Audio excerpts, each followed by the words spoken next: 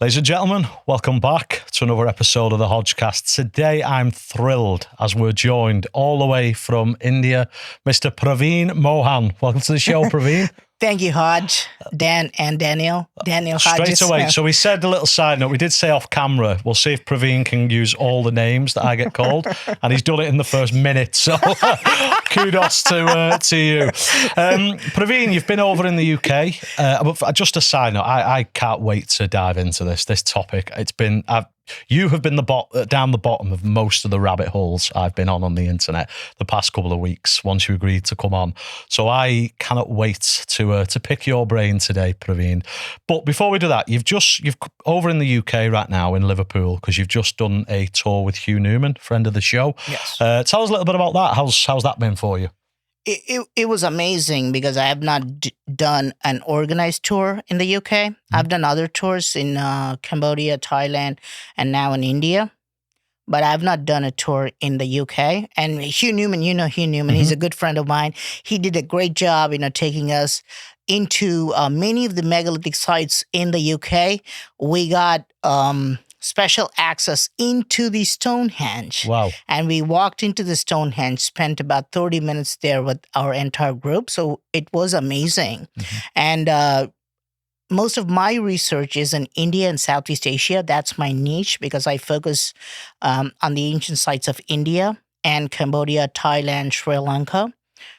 But I'm trying to tie that with the ancient sites around the world. And it gave me a great perspective while I was exploring the sites in the UK. For example, the Stonehenge has a particular stone known as the heel stone, Heel.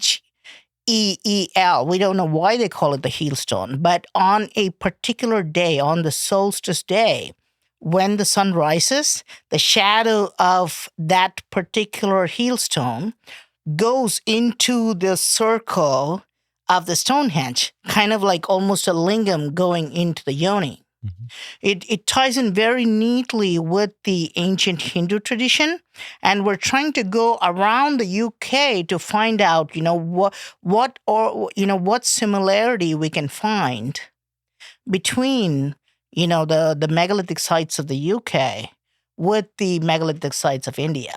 So this is what it gave me. It was fantastic because I could go to many of these sites close up and actually spend, a lot of time analyzing the stones.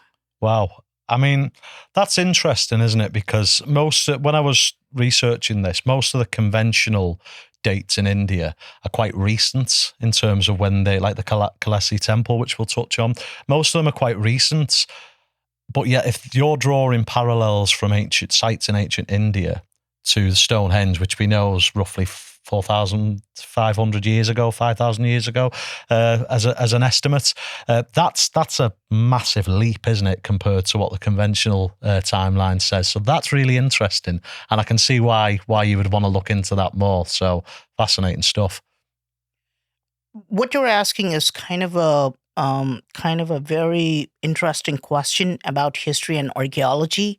Why are most of the temples in India dated to less than 2,000 years old, while there are other sites that are dated much, much older? Like, for example, many sites in Egypt are around 5,000 years old, 4,000 years old. But most of the temples in India are dated to less than 2,000 years old. And there are other structures around the world as well. But to understand this, you got to look at the history of history. And you got to understand the science behind that, right? But the original, for example, the archaeology department in India, when they started documenting the temples, at that time, they truly believed the entire planet was only 6,000 years old. You understand? So they believed in creationism at that time, and they truly believed that the entire planet was just 6,000 years old. So it didn't make sense. I mean, when we look at sites like Göbekli Tepe, people are getting very upset, right? Because now they have to change all the dates because things just keep getting older and older. But when they were trying to date the sites, in India, they had already created particular kind of segments. They usually be like, okay, so the Greek sites, let's say they're very old. Let's say the Egyptians were a little bit older, and anything they found in Asia, like India and China, they usually dated them to less than 2,000 years old. But it's not based on like hard evidence, for example. And even Stonehenge, by the way, I think Stonehenge too. If you look at the oldest structures of Stonehenge, they go back to 10,000 years old, actually. Wow. Okay. Yes. I wasn't aware of that. No. Yes, Okay. yes, Fascinating. yes. So we tend to think, okay, Stonehenge was built like maybe 3,000, 4,000 years old, right? But if you look at the oldest structures of the Stonehenge, they go back to 10,000 years old, right? So, and they kept on building on top of it. They just kept improving it, right? And this is one of the reasons you wonder why they kept kind of renovating it, remodeling it, like very much like an office building, I would say. No, right? Yeah.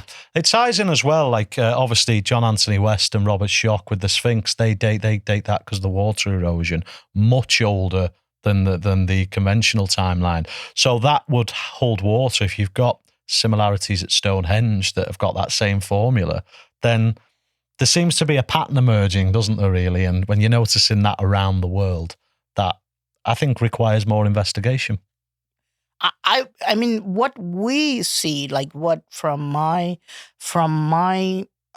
traveling around the world, because I hardly look up anything online and I talk about it. I go boots on the ground. I go to these sites and I do my original research. From what I see is that the ancient religions. Now we tend to think like, okay, the ancient Greeks had their own religion, the ancient Indians had their own religion, the ancient Egyptians had their own religion. They probably followed something very, very similar. They were all connected together, right? And this is what we see again and again when we go from one place to another. You can see so much similarity between India, Cambodia, Egypt. Now, if you look at structures like the Stonehenge, and I'm sure a lot of sites in Europe probably just had the same system of worship and rituals. They probably had an ancient global religion. Mm-hmm. I mean, on religion, we've had many conversations on this show. I mean, Hinduism, which I'm sure we'll touch on in this conversation, always fascinates me because Hinduism is it's the third largest major religion in the world, and it's one of the few religions that still have a pantheon of gods rather than one. And we only really see that in those that you've just referenced. Ancient Greek, obviously they had Zeus, Apollo, Hades. The Romans had their pantheon of God, Jupiter, and ancient Egypt had obviously Ra, Osiris, Anubis, etc. But Hinduism still has that, and is still a modern day and the third largest in the world, which always fascinates me because all these other religions, the monotheic, they just have one.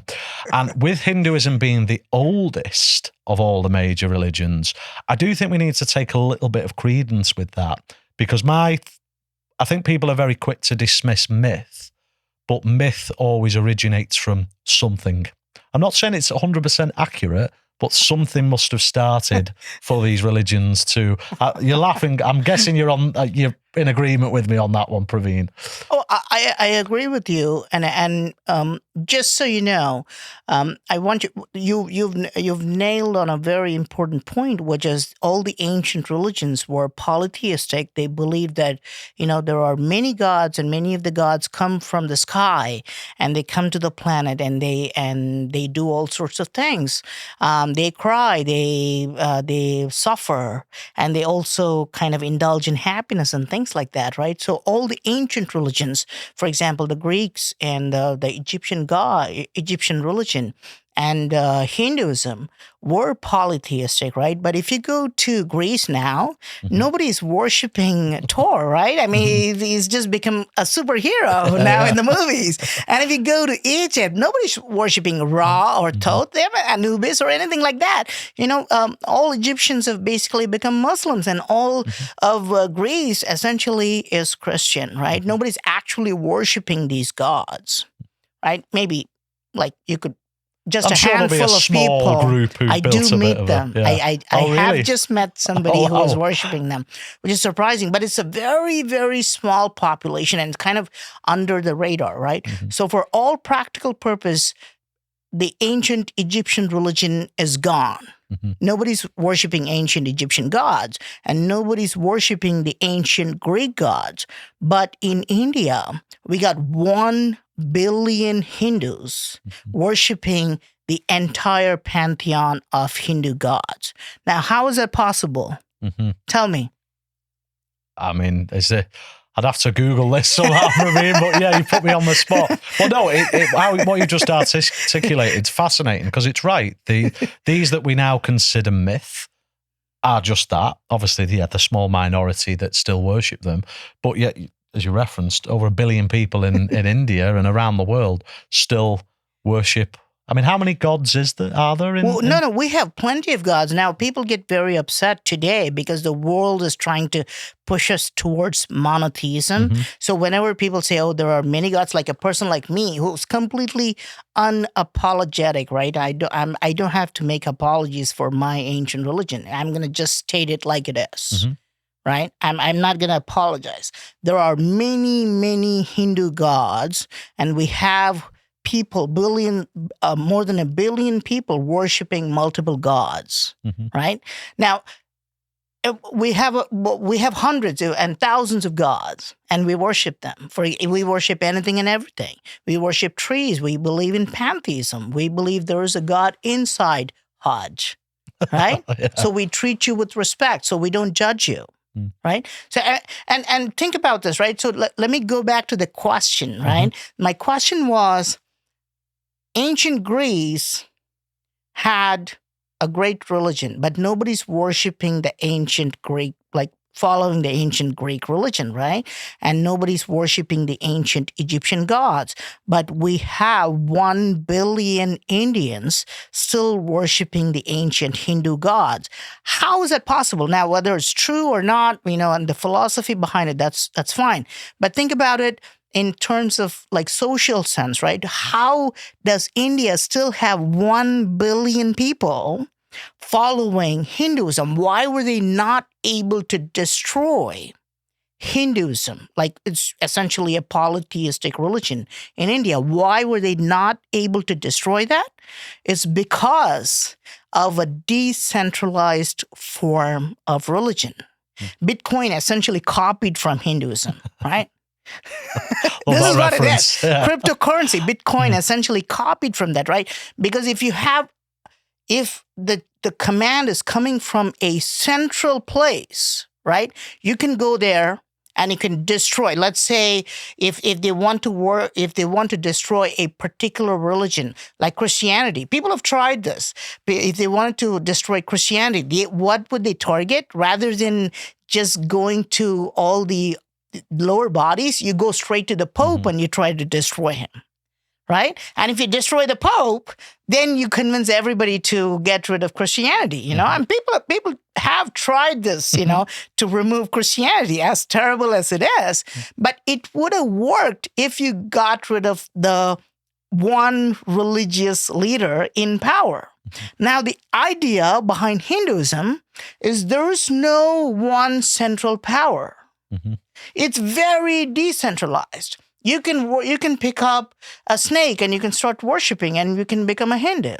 You can do it in the UK. People do this in the UK. When some of the people who came to the tour in the UK, they don't know anything about it. They've never been to India, but they start identifying as Hindus because it's a very decentralized. We're not going to force anything on you. You don't have to kind of enroll in a central roster to put yourself. We don't have a formal way of like baptizing you and all that stuff, but it's a very decentralized form of religion, right? So you go and you attack some religious leader. There's like 10 more doing their own thing. And Bitcoin or, a lot of crypto is based on this concept. Is it because if there's one bank, right? One giant bank, no matter where it is. And if they were doing Bitcoin, the governments would have come and take they would take over that, and then the Bitcoin is over, right? But Bitcoin is based on like decentralization. The crypto works like that. So there is no way, as much as people try to, discredit crypto, as much as people, it just goes up and down. Right? But there's really no way to control Bitcoin. Even if all the governments came together, people would just run Bitcoin, like privately in their basements, right? That's what they're doing now. So this is one of the big reasons why Hinduism cannot be destroyed. Right? Because, look at all the major forces that wanted to take over, right? So Christianity, Islam, now atheism, scientism, they would come every time and they'd be like, oh, no, let's not believe in gods. This is nonsense. We do that. But Hinduism is going to be well and alive.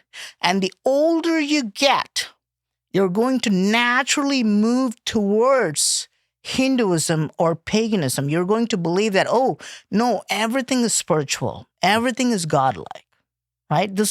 We do not believe in destroying anything. Hinduism doesn't believe in oppressing something. Hinduism doesn't believe in showing that we are superior, because that's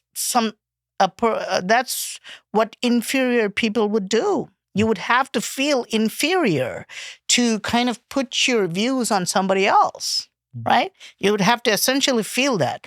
Now, Hinduism is not based on that, right? And if you come to India and we're doing tours and we take you around, you will see common people, right, on the streets going and walking around the tree.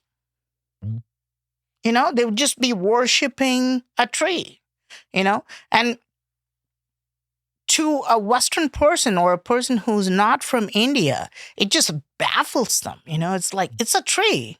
It's not a god, right? It's a tree. It's not a god. But believe it, like, people became kind of very civilized in the last 100 years, and they stopped worshiping trees.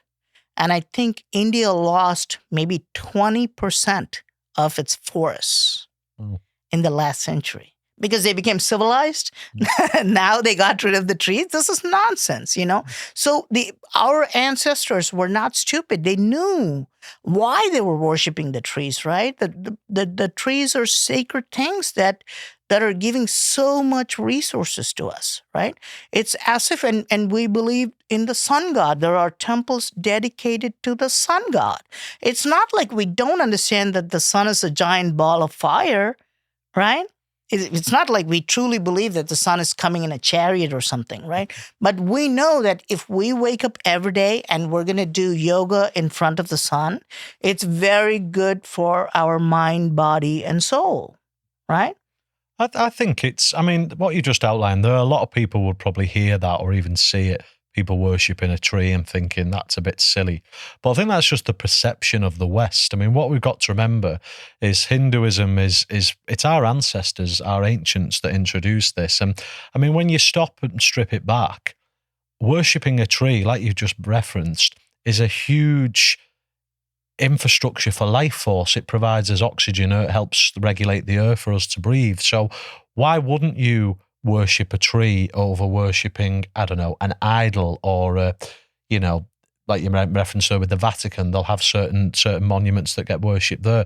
You're worshipping a statue based on a story, a fable, whereas a tree, we know, even science would back that up. We know that trees helps regulate the planet, just like the sun is a celestial force that gives us life on the earth. So really, when you stop and think, actually, that's not that silly after all, when you kind of break it down. But no, it is truly fascinating.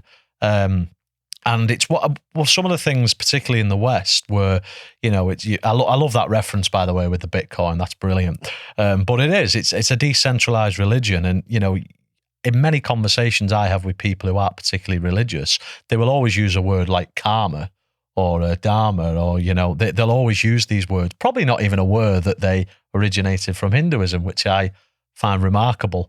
And also a lot of people forget that, if I say this incorrectly, I'm sure you'll pull me on it, but Buddhism stemmed from Hinduism. Is that right? Was that kind of like a subset from that? So a lot of these other religions all originate from Hinduism fundamentally. Things like Sikhism and Buddhism, things like this. Well, certainly. I mean, it would be kind of it would be a little bit disrespectful to say that Buddhism came from Hinduism, right? Very much like if I said Christianity came from Judaism, right? Christ basically was not happy with Judaism. Basically, he didn't think it was good enough, right? Whether it's true or not, that's a different thing. The same thing with Buddhism. Buddha was born a Hindu, if that's what you're asking. Yes, that's right? what Buddha was born a yeah. Hindu. I mean, his name is Siddhartha, Gautama Siddhartha, which is essentially a Hindu name. But he was not happy with Hinduism. He was very unhappy with the rituals. Like Hindus can do rituals like before, like they start eating, after they start eating. They can have multiple flaws with that, right?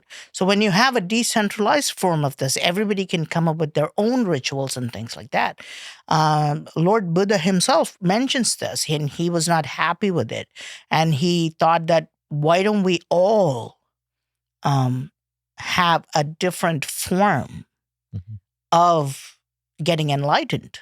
Ultimately, the goal of Hinduism is to get enlightened, to be free of all your issues, and to be happy forever, basically.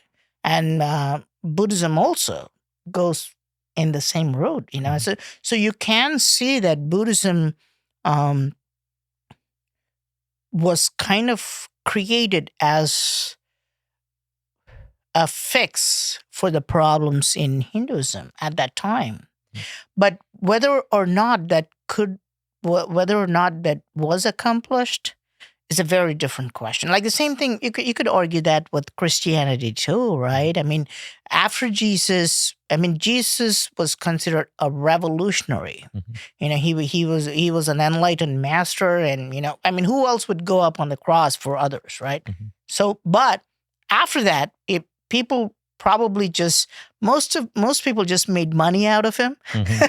Well, I should point out, I consider myself agnostic. So, my sort of thing, I find religion fascinating, and it's something I loved it in school, but it's never been I think I'm too evidence-based in a sense. I need to see factual evidence for me to fully believe it, but I respect all religions. I'm not someone who's like a hardline atheist or anything like that, like Richard Dawkins. I appreciate that it serves a lot of purpose, and Hinduism in particular. The more I look into Hinduism, I think if I was religious, that would be one that I'd like to subscribe to. And based on what you've just said, I probably could. So yeah. So sorry, I interrupted you there, Praveen. Do apologize.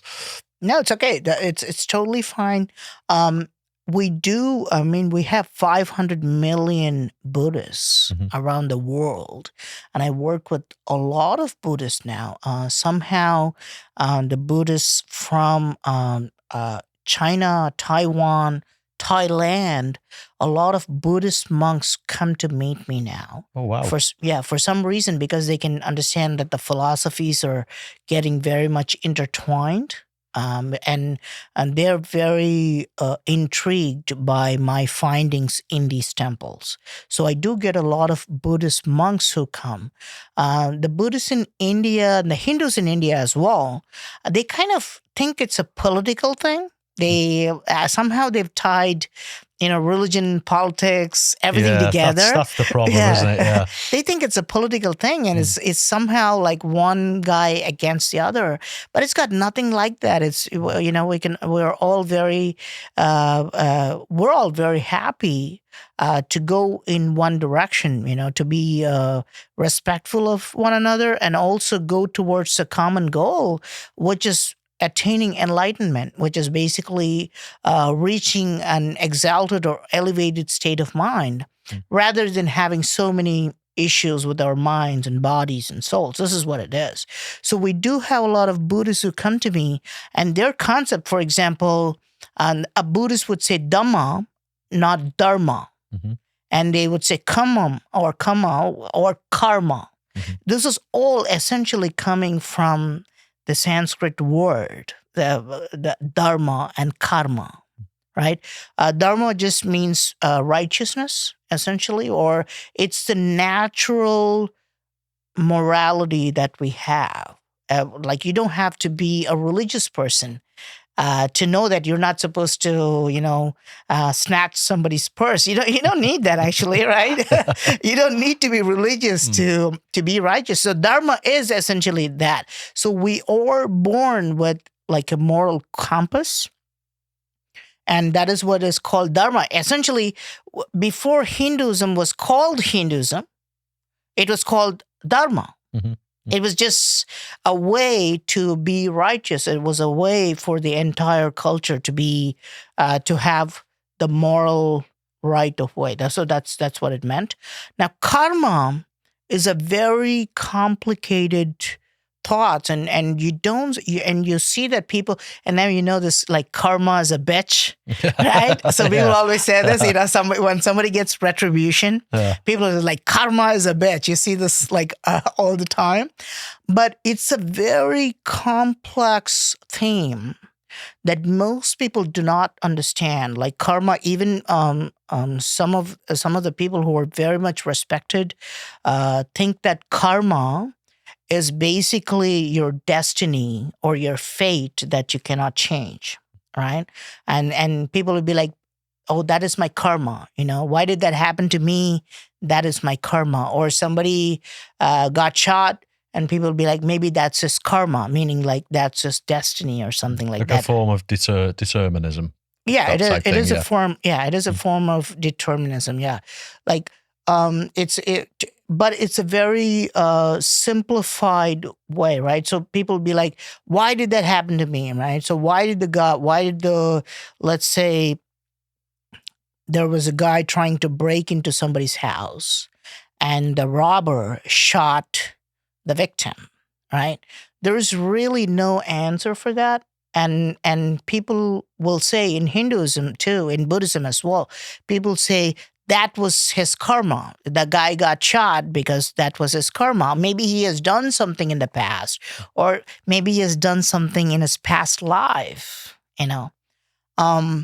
And if you look at things like atheism, if you believe in like survival of the fittest, like Charles Darwin's theories, people will be like, well, the guy was fit, the guy had a gun, right? So it's got nothing to do with being right or wrong. The guy had a gun and the victim didn't have a gun. So the guy shot and this guy won, right? And if the guy was even smarter to wear a mask and if he knew how to get away, he got away with it.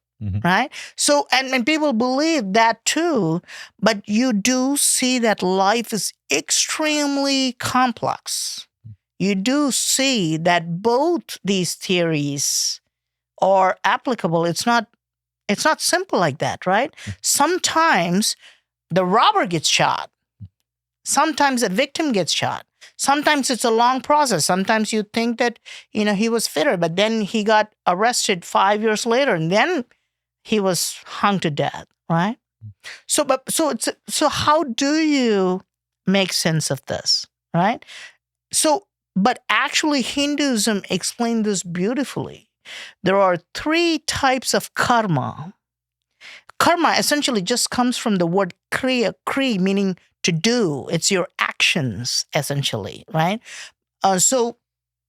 And there are 3 types of karma. One is the drida karma, which drida means you are tethered to it, right? There's no way you can change that, right? So a classic example is, let's say somebody was born with like a congenital condition, right?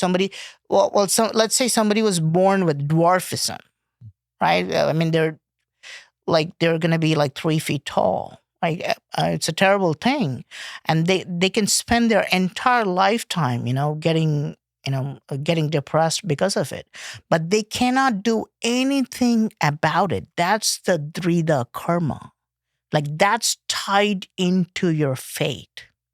Like you cannot change that. And then there is adrida karma. There is something that you are responsible for.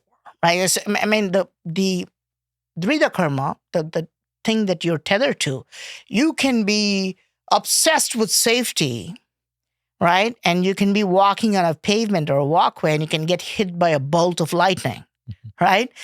You would be driving perfectly safely, right? And then there would be a drunk driver coming and hitting you across on the other side of the road. You are not responsible for that. You're not responsible for that. You understand? Okay. So that is something that's just happened to you or happening to you. You're not the cause for this. There's nothing to be depressed. And the best thing you can do is that you can just kind of put the blame on God. You're not going to change that. Now, the Adrida karma is something that you are directly responsible for, right? So if I'm drinking every day and I'm getting like, or let's say I'm smoking every day, right? And I got maybe lung cancer, I am 100% responsible for that, right? But I cannot blame that on God. I cannot blame that on the government or something like that, right? So I am 100% responsible for that, right? Now, that you can change. You understand? Yeah. That you can literally change because you are responsible for that, right? Now, what is the third kind? There's a mixture of Adrida and Drida karma, okay? So if I'm smoking for the first time somebody picks up a cigarette, whatever, right? So somebody's doing a line of Coke, whatever. It's fine. It's all like fun and games, but you're going to reach a particular point where you're starting to worry. Oh, I'm not able to manage that, right? Or I'm starting to get like a smoker's hack. I'm coughing every 2 minutes while I'm doing a podcast.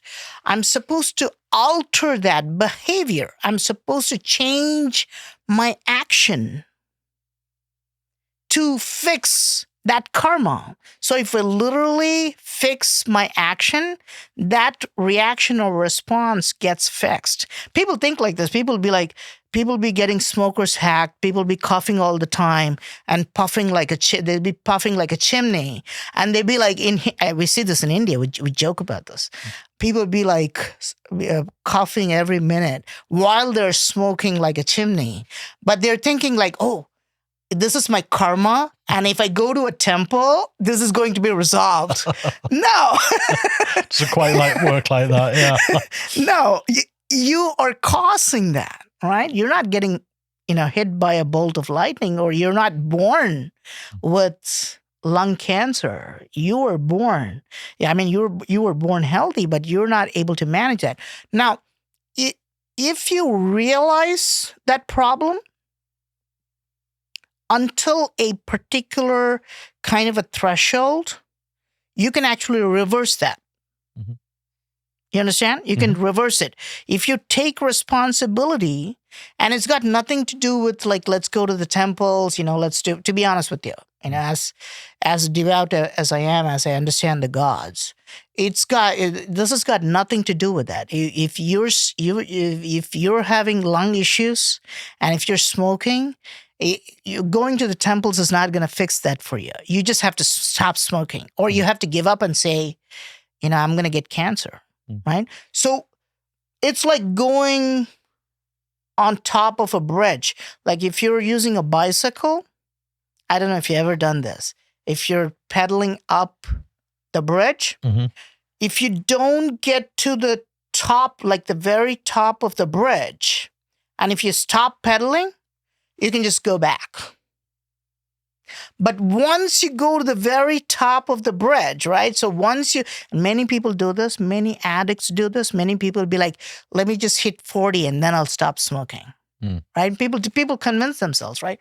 So, but if you're on the top of the bridge, if it's too late, you stop pedaling, you're just going to go right on the other side. So you have to, and this is all karma. I mean, all three things are mentioned in ancient texts. So the Drida, Adrida, and the combo. So you have the Drida karma, which you're kind of born with, things that are happening to you no matter what. right? You can't blame anybody for that. And I think that if you're a spiritual person, you handle that very well. Mm-hmm. If you're a very spiritual person, no matter in what religion, or even some atheistic people are very spiritually grounded. So you don't mind that, something happened to you. You handle it very, very well.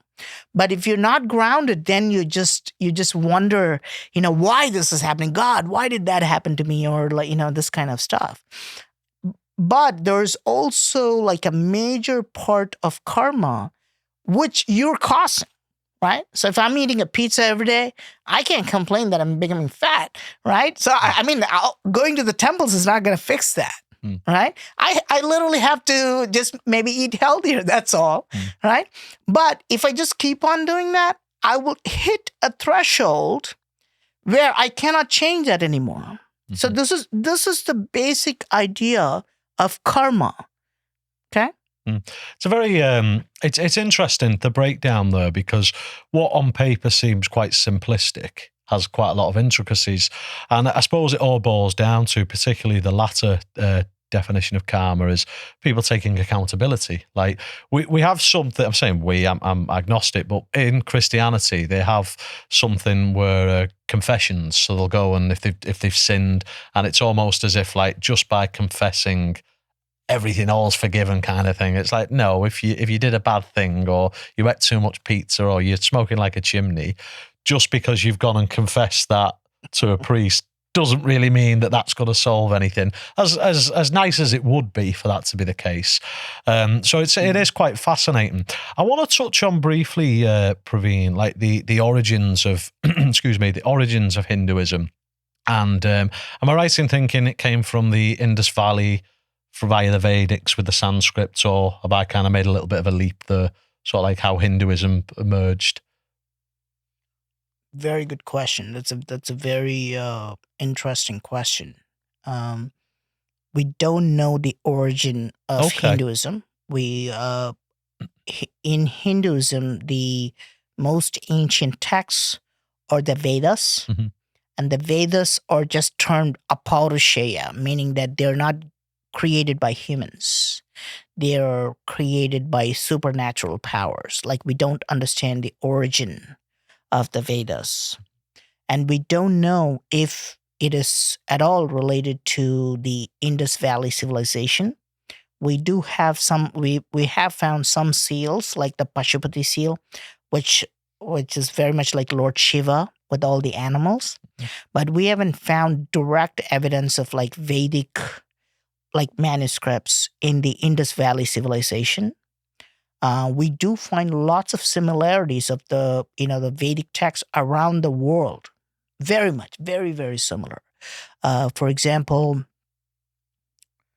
the ancient texts talk about a drink called amrita, as we'd like to say. But to Western people, probably sounds like amrita. And this drink can make you immortal.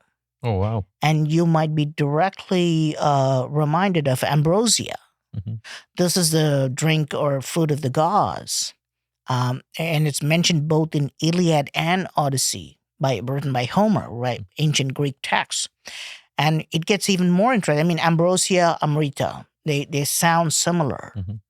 But if you look at the roots of both the words, like meaning not, and amrita also comes from mrityu, meaning no death, and ambrosia means brotos, or mortal, amortal, or like immortal, comes from exactly the same root words. So we don't fully understand. I'm just giving you one example. Don't take this as just one. If you just Google them, or if you read Indian texts and ancient Greek texts, or any text for that matter, you will find insane similarities that make you wonder what was the actual origin of the Hindu religion. It would be very convenient for me to say, yes, Hinduism was the origin of all religions, right? But I think it would. I hope it's true, and I certainly think it could be true.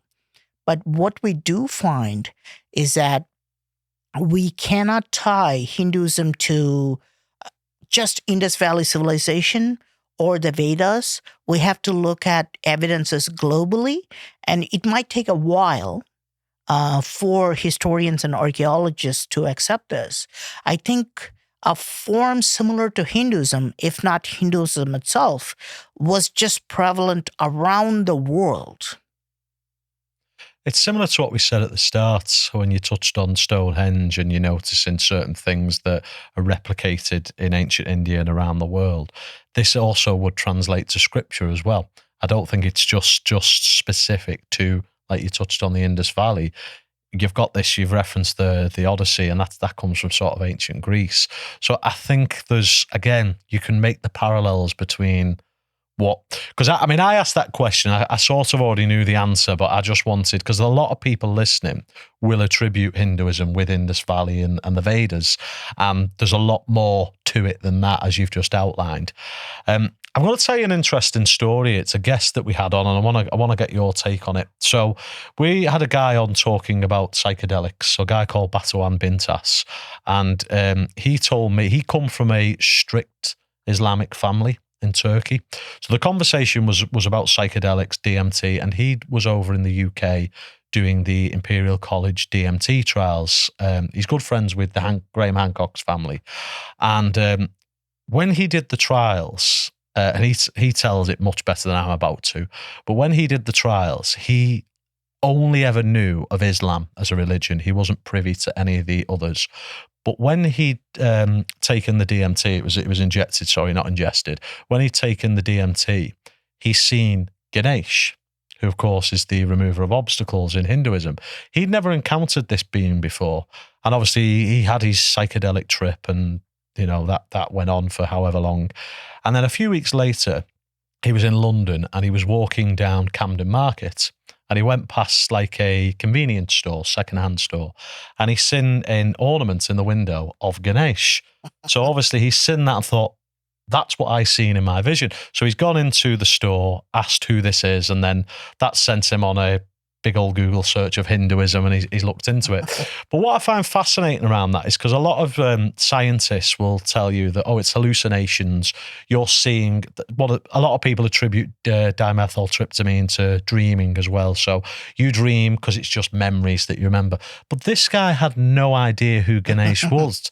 So what's your take on that story? And do you think, because am I right in thinking that, is it Soma, the psychedelic drink that the ancients used to drink?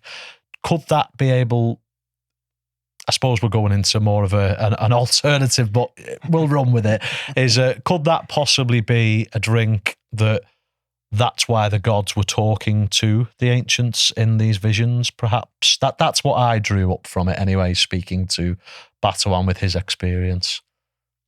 It is very interesting to hear about this, by the way. And we do see carvings of Ganesh around the world. I've seen it even as far as Colombia, kind of a humanoid with an elephant's face.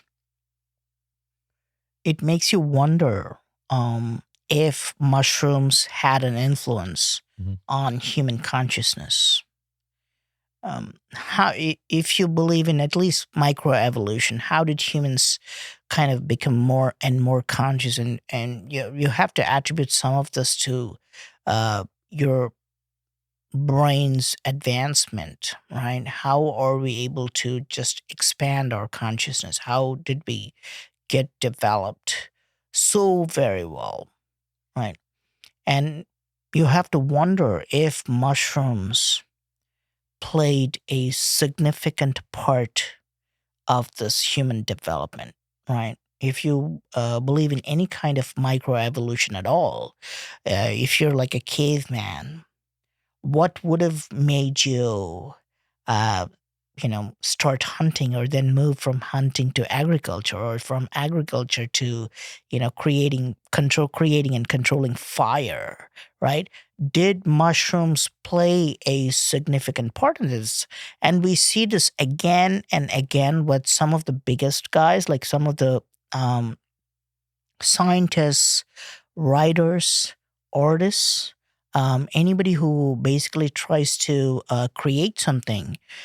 They have a very strong inclination to use, psychedelic substances. We do see this again and again. And mushrooms are definitely a part of this. The one thing is mushrooms are available naturally, Mhm. right? So you don't need a lab to create them, right? So I wonder if ancient humans just resorted to mushrooms to just develop rapidly, and just become kind of like, the become apex species, right? How, I mean, we have like other species, like in all kinds, like lion, the big cats, and the elephants, and all kinds of things. Even gorillas are much stronger than humans. Yeah, I wouldn't like my Literally. chances with a gorilla, to be honest. Yeah, but how did humans become kind of become the top of the, all the species, basically controlling the entire planet, right? So did mushrooms play a significant part in this?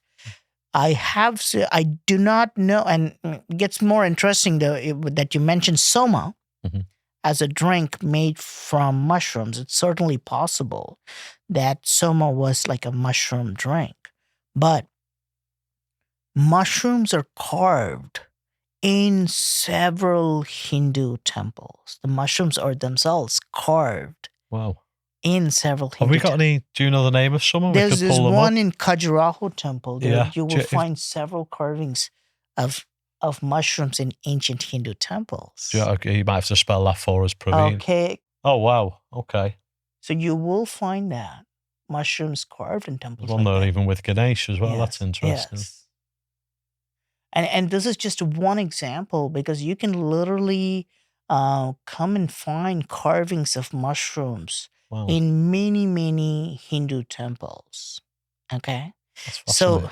yeah, so it makes you wonder if they were kind of, that if ancient humans were basically using mushrooms to, you know just basically advance their civilization, Mm. right? And it gets even more interesting to me, because I love nature, and natural science is what I'm really interested in how things are happening in nature. There's a particular, just India doesn't have any apes other than humans, and they have these very tiny little apes they call gibbons. And what in Northeast India there are some gibbon, there are some apes, and what they do is they wait for the cow pies. We have lots of cows in India. They're basically roaming about everywhere. And the cows, they leave the cow pies or the cow dung or whatever. And then in a couple of days, mushrooms will start growing on them. The mushrooms will start growing on the cow pies. Are these psilocybin? Yes. Oh, wow. Okay. They are magic mushrooms. And these gibbons have found out that they can eat them straight out of the, you can literally see if you go and you can, and they're they act like humans too. And this is India. So sometimes they become friends with humans. The apes just come and they sit with the humans, and they kind of, they're playing with them. Oh, wow. Yeah. And you can see these apes just eating these mushrooms, especially the teenage apes. They know that. Well, it would be the teenagers, wouldn't it? You know? Yeah, they're very young, and they understand that the mushrooms are growing on these cow pies. They eat these mushrooms, and they go away. We know what they're doing, right? They're just like They're having the going time of into a their life, yeah. trance. Yeah, they're going into the trance, and they go away for a couple of days. They come back and they look for more cow pies. Okay. Now, my question is, of course, this is not documented. This is going to be documented 10 years from now, right? This is now just my observation, right? Because I've not written this anywhere. It'll just be hearsay now. But 10, 20 years from now, some biologist is going to record this. But my question is it just happening the first time? Or did humans do the same thing? Did humans do this 5,000 years ago? If I were a human 5,000 years ago, I would realize that, oh, wow, these magic mushrooms are growing on the cow pies. And then I'm going to eat them at regular intervals to make myself better, to create something, to build temples. I'm also going to carve the mushrooms in the temples, by the way. So it's almost as if they're somewhat telling us really with these carvings of what may have happened. Yeah. Yeah. And then what I would have done is okay, I need the magic mushrooms for myself and for my community to expand my consciousness. Mm-hmm. Now, what is something that I should really protect to get the magic mushrooms? Cows. Now we understand why Hindus are so protective of cows, why they revere cows, because they are the source indirectly for the mushrooms, which are responsible for increasing our consciousness. Fascinating. It's like are you familiar with Terence McKenna?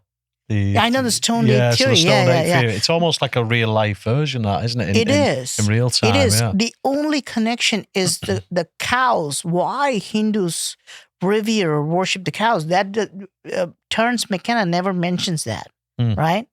But I don't think, I'm not sure. I mean, I've only heard versions of it. But this is my observation, and I was mentioning this to Danny Jones, I think. I was talking about this to Danny Jones. And after that, I think maybe a few months later, they were mentioning the stoned ape theory. Terence McKenna talks about the stoned apes. But I did not tie that theory into it. I did not even know about it. But I wondered, if, and lots of things like this are happening in India, by the way. It's not just the apes eating the mushrooms, for example. There's a guy who built a temple for a gray alien in India. Wow. It just recently, 2-3 years ago, he has created a Hindu temple. But who's the main deity of that Hindu temple? It's a gray alien. I went there. And it's fascinating to me. It was just, I was like, my mind was blown. I was literally seeing a kind of a gray alien put in a temple. And while I was filming this, I made a YouTube video out of this. While I was filming this, I saw some villagers walk right into the temple. And they had no problem just kind of worshiping it. They were just completely fine with that. Wow. You see? So it just makes you wonder, is this the first time this is happening? Is this how the civilization started, right? So because we're just trying to understand, how, everything started, right? Interesting with the greys. You may have seen this. So there's a famous clip, and it's from a podcast in Brazil. So it's in Portuguese. But the guest has brought with him two shamans. And have you seen this clip? Do you think? No. It ties into the grey alien. So they bring the shamans. Anyway, they're having the interview. It's a 5-minute clip, probably taken from a much larger interview. And it's subtitled, obviously. It's in Portuguese. And the host asks, so they've got a guy who's a translator, basically, with the two shamans. So the host asks the guy who's translating, have these guys ever had any alien encounters? Obviously, UFOs are a big hot topic everywhere. And the guy tries to translate it, but there's no word for alien. So they pull up an image on Google of a grey. And the two shamans instantaneously look at each other, point, and in their native tongue say, that's I'm not going to try and pronounce it, but they recognize the grey alien despite the fact that there's no translation for it. And obviously these shamans still perform the ritualistics, rituals from what the ancestors do. So it kind of makes you think, that tied into what you've just outlined there, is these grey aliens that we associate from movies and sci-fi, again, they've obviously come from somewhere, and then that's been passed along. So I'm evidence-based, like I said before, but equally I'm incredibly open-minded. I don't want that to be true. I'd love it if that was true. Yeah, I mean, there's lots of but you're absolutely right. It's good to have an open mind and look at all possibilities, because I think we're going to see more and more major changes in history, in archaeology. 50 years ago, if somebody said, we'd find a temple 12,000 years old, nobody would have believed them. They would just, they would just throw it out of the window. But now we have temples structures like Göbekli Tepe, and it's only going to get older. We're going to find more and more structures that are just older and older, right? And we do not understand the whole perspective. Like, we do not understand how things are going to be 100 years from now or 500 years from now, right? So all the biggest think tanks, right? Like Leninism, or Freudism, like they were like the biggest think tanks, don't even last like more than 100 or 200 years. They just get thrown out the window. So it's better to have an open mind to say, is it possible that this is what happened?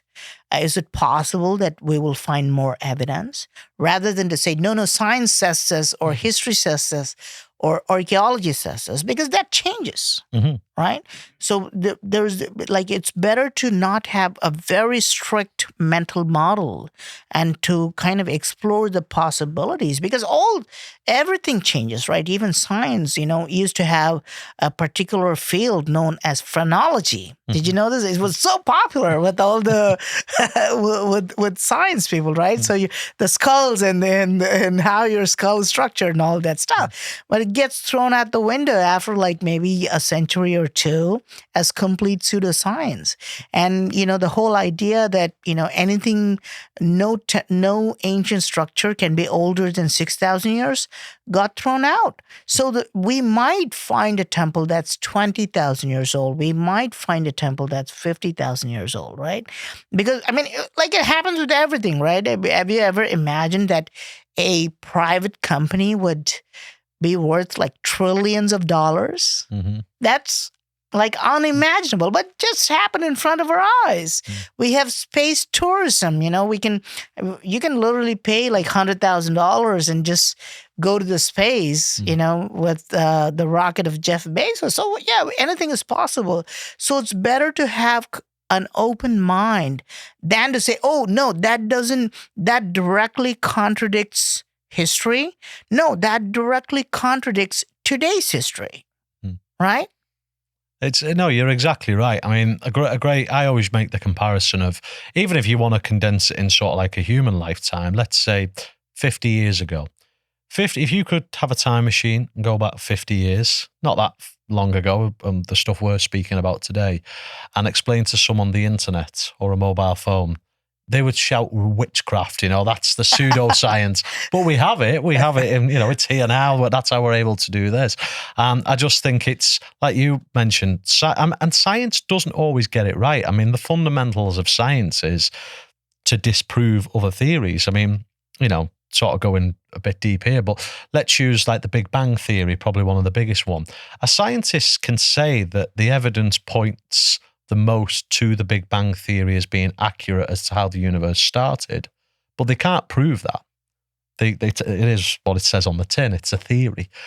So my sort of thing is when it comes to archaeology in particular, I lose respect for people who in archaeology. Not all of them, because there's some great people and they've done some excellent work. But I kind of lose a bit of respect when they have this dogmatic approach of, we know what happened in the past because we say so. It's like, well, like you've just touched on, Praveen, you probably are going to find things like Göbekli Tepe. I mean, just a side note, I know you're more with India and Asia, but what's your take on the recent discovery under the pyramids? Have you kind of had a look into that, or what does that draw any parallels for your findings in Asia at all? I am good friends with both Filippo Oh, Biondi okay. and Wasn't Armando aware. May. Oh, awesome. I'm not friends with Malanga, but I'm friends with both Biondi and May, and I do keep in regular touch with them. I do believe their evidence, although it's getting more and more now, right? And but their evidence is it's so big that it makes you wonder. They're not talking about just a little bit of underground Like stuff. 2 kilometers, I've seen quoted. Wow. Yeah, their evidence, but I like I said, I am friends with them, and I've seen like how they're presenting like firsthand. Mm-hmm. I do keep in touch with them. I have asked them if I could do the scans in Hindu temples as well, and they were explaining to me a variety of things. I do believe them, but only time will tell. Mm-hmm. I think we will find more and more evidences underground, under the water, inside the chambers. It's just, this is not, I mean, we'll only find more and more evidences. It makes you wonder, like, for example, their findings about the Egyptian pyramids, right? Like what's underground. It makes you wonder if the Giza pyramid itself is just the tip of the iceberg. If the pyramid was important at all, if it was just kind of a, Well, just, I mean, I always cite Christopher Dunn with the power plant theory. I think is he a friend of yours as well? I'm sure you've been. I'm supposed to meet him, but I don't know him personally. Well, we're having him on the show in a couple of months, and I when I first read the Giza power plant, and bearing in mind this was written in the 90s, so this was way before Filippo Biondi's discovery, and when I first read that, because Christopher Dunn, for context, who aren't familiar with him, he's an engineer. So at the time of him making his discovery, he was lucky. He had no skin in the game. He probably does now, but he was more looking at it from an engineer's perspective. Like, if they're creating this, first of all, how? Second of all, why? What's the purpose of it? So yeah, it's interesting. I took you off track there, Praveen, so I do apologise. I just thought I'd highlight the... it holds water, I think, with what they found underneath potentially being something that could justify the power plant theory for the pyramids. Yes. It makes you wonder, like, if there are underground structures everywhere. That means in Hindu temples, that means under the Stonehenge, that means under like Parthenon, that means under everything, right? And the scans are going to bring out a lot of information. And they've already done some lighter scans, I think maybe 7 years ago, around Angkor Wat Temple. Oh, wow. And they found like, they call them mound fields, but they're lingams around the Angkor Wat Temple. It makes you wonder what the purpose of these structures were. Like our whole idea, if, for example, I mean, it's a little bit disrespectful to the ancient builders when you say they just built the pyramids as tombs, or they just built the temples as just a place of worship, or they built Stonehenge as a place of gathering, right? There should be more meaning to it. If you walk in my house and you see me drilling a hole in the wall, would you assume that I'm just doing it for religious purposes? Valid point. Right? You would think, oh, he's drilling a hole in the wall. Or are you going to hang a picture? Or are you going to mount a TV? That would be your question. You wouldn't be like, oh, Praveen is drilling a hole in the wall for religious purposes. He's building a tomb. It's okay. This is the version we hear from archaeologists and historians. They'd be like, why did they build such a big temple, like carving out of a single mountain? Oh, for religious purposes. It'd be like everybody's okay with it. and I think there is kind of a layer of disrespect there to say that it had no real, like, physical, tangible purpose to it, right? If I'm drilling a hole in the wall, I usually do it because I would have a real purpose for it, right? If there's a light there, there's a mic there, that whole has a purpose, right? If I'm building a house, there would be a purpose. So if they're building structures after structures, some of them that very hard to do, right? It's very simplistic, if not downright disrespectful, to say it was just a bunch of religious beliefs. It is. I truly believe that. And with the latest LiDAR scans, with the later SAR scans actually in Egypt, it makes you wonder if the pyramids, like, the real purpose was just underground things, right? Mm-hmm. Same thing with Kailasa Temple too. Same thing with Ellora Caves too. So if you look at the Kailasa Temple... Can we pull this up? Because this, for me, this should be considered one of the eighth wonder of the world. I mean, it should really be in the 7, in my opinion. Yeah, Praveen, I mean, if you want to sort of describe this is a monolith, not a megalith, that's been carved from the basalt rock in the mountain. So this is just one cutting out of the mountain ridge. It's not been built with other stones like most, hence the term monolith instead of megalith. That's right, isn't it? I'm describing that. Correct. Yeah, so I mean, this is it from a bird's eye view. Before Praveen sort of talks about it, do you want to pull up the another one, JP, maybe a closer one, so we can look at some of the carving? Yeah, something like that. So I mean, that is just the intricacies there. That is phenomenal. And I mean, one of the 7 wonders of the world is Petra in Jordan, which I think looks amazing, but it's not on the scale of this. This is just unbelievable. Look at that. That's... So what has your research led when you, because how many times have you visited this? You must have been quite a few times. I would say about half a dozen times, but I would say that the first time I went there, we stayed there for like a week or two. Okay. Looking at this temple. I mean, at that time I was in the U.S. and I think it's probably around 2012 or 13. I'd gone there from the U.S. to the Kailasa Temple. I'd gone there to document the Ellora and Ajanta caves, but I'd noticed that I was just so That's stunned. Incredible. That is the entire carving of Ramayana, the ancient epic, in the Kailasa Temple. So you do find carvings of ancient epics in this temple.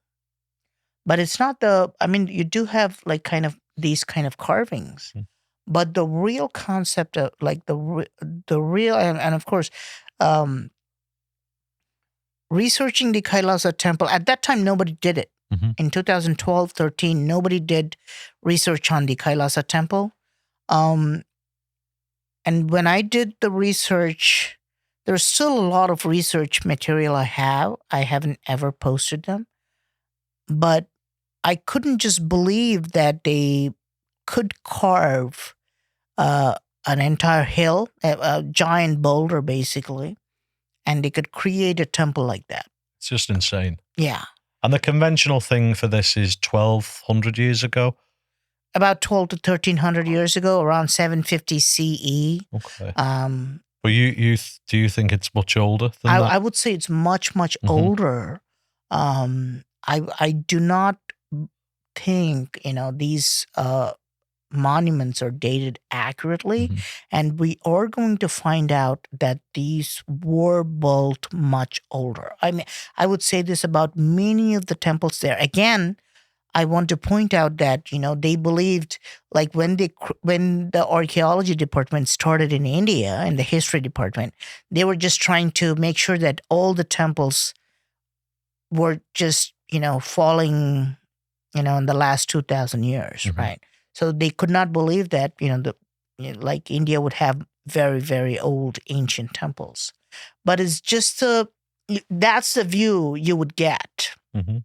if you walk up the hill. You can, and we're gonna walk up. We're actually doing a tour of this temple Oh, wow. in September. You can walk up the hill, and you can see from the top, and you would see how grand it is. You would see all the towers, and you'll see people walking on the ground like they would look like I ants. was going to say, is there any That's how it will look. Yeah, you can sort of if you zoom in, you can kind of make If you out there's zoom some in, you can people, actually yeah. see a person there. The Probably, scale. yeah. You can see like a human there, just standing there, just look like ant there. Yeah, Yeah, there we that's a go. human. Yeah, Wow. yeah. And I mean, the ironic thing is, if and when this gets dated much older, the bigger question is, because we what's the conventional belief of how this was built? If we go off the archaeological one, the one that's factual, what do they? How do they say it was built? No, just like if you read any archaeology or history text, this is just textbook 101. Mhm.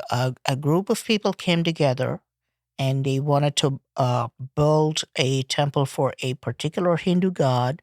They would just team up with chisels, hammers, pickaxes, crowbars, And make that. and making that. Okay. And it just took them years. They were just hardworking people, and it just took them years. I find that particularly amusing myself. Mhm. Because in India, people sometimes they have this idea like, oh, Praveen is just dismissing the hard work of the ancient builders. No, I'm saying that you have to give ancient builders due credit because they created a marvel, and a marvel of this scale needs advanced technology. People do not understand how advanced the Kailasa Temple is, even though they think they do, right? Mm-hmm. People think they do, right? So if you want to create a temple like this, right, you need planning, you need mathematics, you need blueprints, you need 3D models, you need stone cutting tools. If you make one mistake, and if you see the temple, you'll see that they have like multiple floors. Mm-hmm. They have bridges. They have a bridge connecting one building to another. It's all made out of the same rock as well. Yes. Wow. Yeah. So if the builders had made one mistake, right? So you're let's say you're constructing a temple, you make a mistake. You're constructing a house, let's say, and you make a mistake. What do you do? Well, of course you remove that part, you recreate it. What are you going to do with Kailasa Temple? You can't remove anything. You can't reconstruct. Mm-hmm. There's not one stone added to the temple from outside. There's not one piece of wood. There's not one piece of metal added. Nothing was added to the temple. So and this is one of the very first monolithic temples ever created. Okay, this would be like, think about it, right? If you believe in the principles of like mainstream science, history, and archaeology, or just even common sense, think about it, right? This is your first attempt, and you create a masterpiece, right? So it'd be like I've never painted anything before, right? I should be horrible in that, right? So I pick up the painting brush and I just surpassed Picasso. Is that possible? I mean, it's highly unlikely, Praveen. But No, yeah, I would say I would say impossible. Yeah. But that's what we see in terms of the Kailasa Temple. We see that they must have used a very, very advanced technology to create a temple like the Kailasa Temple. Mm-hmm. Because you need all sorts of techniques, all fields of science. You need to understand material science. You need to understand stone cutting. You need to understand mathematics. You need to understand geometry. You can literally walk inside the Kailasa Temple in like multiple levels and marvel at that, actually.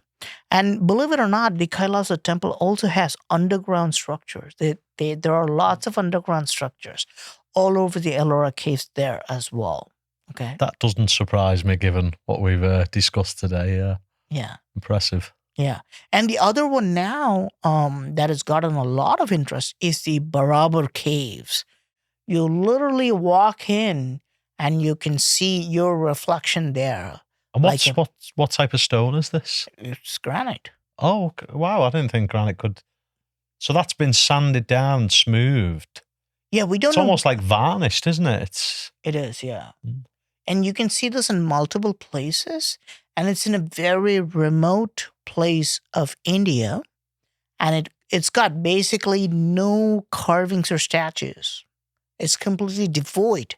And what's the mainstream explanation? They were created as rain shelters to protect humans from rain. Okay, you just need a very highly polished surface to save you from the rain.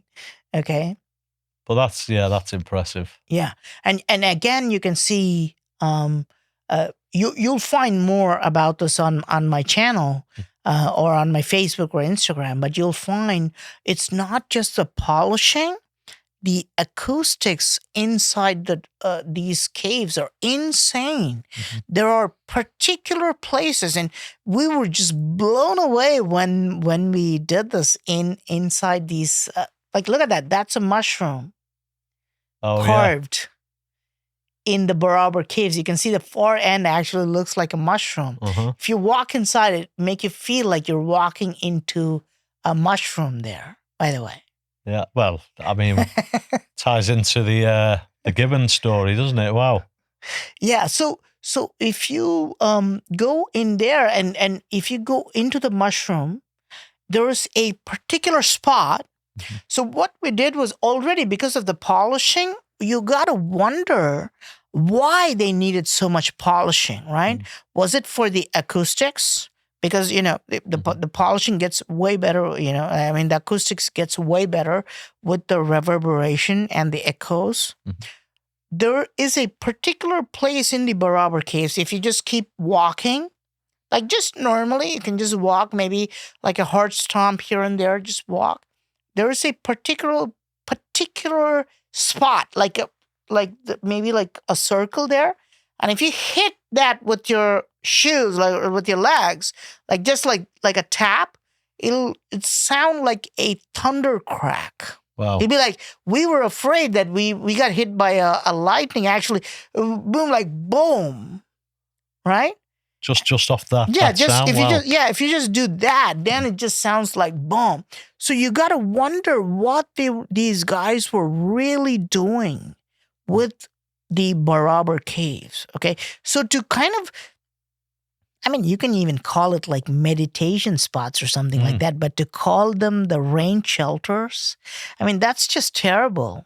Yeah, it's an insult. It's up there with the tomb pyramid thing. I mean, I quite like the notion of the meditation because, I mean, if you're in there where it's so tranquil and quiet and you're meditating and say, I don't know, we've heard that the sound, the vibration's so amplified. If, say, something like a fly or something came in, you would hear that, wouldn't you, more? Yes. So, yeah, I'd say that holds more water ironically, than the rain shelter. Yeah.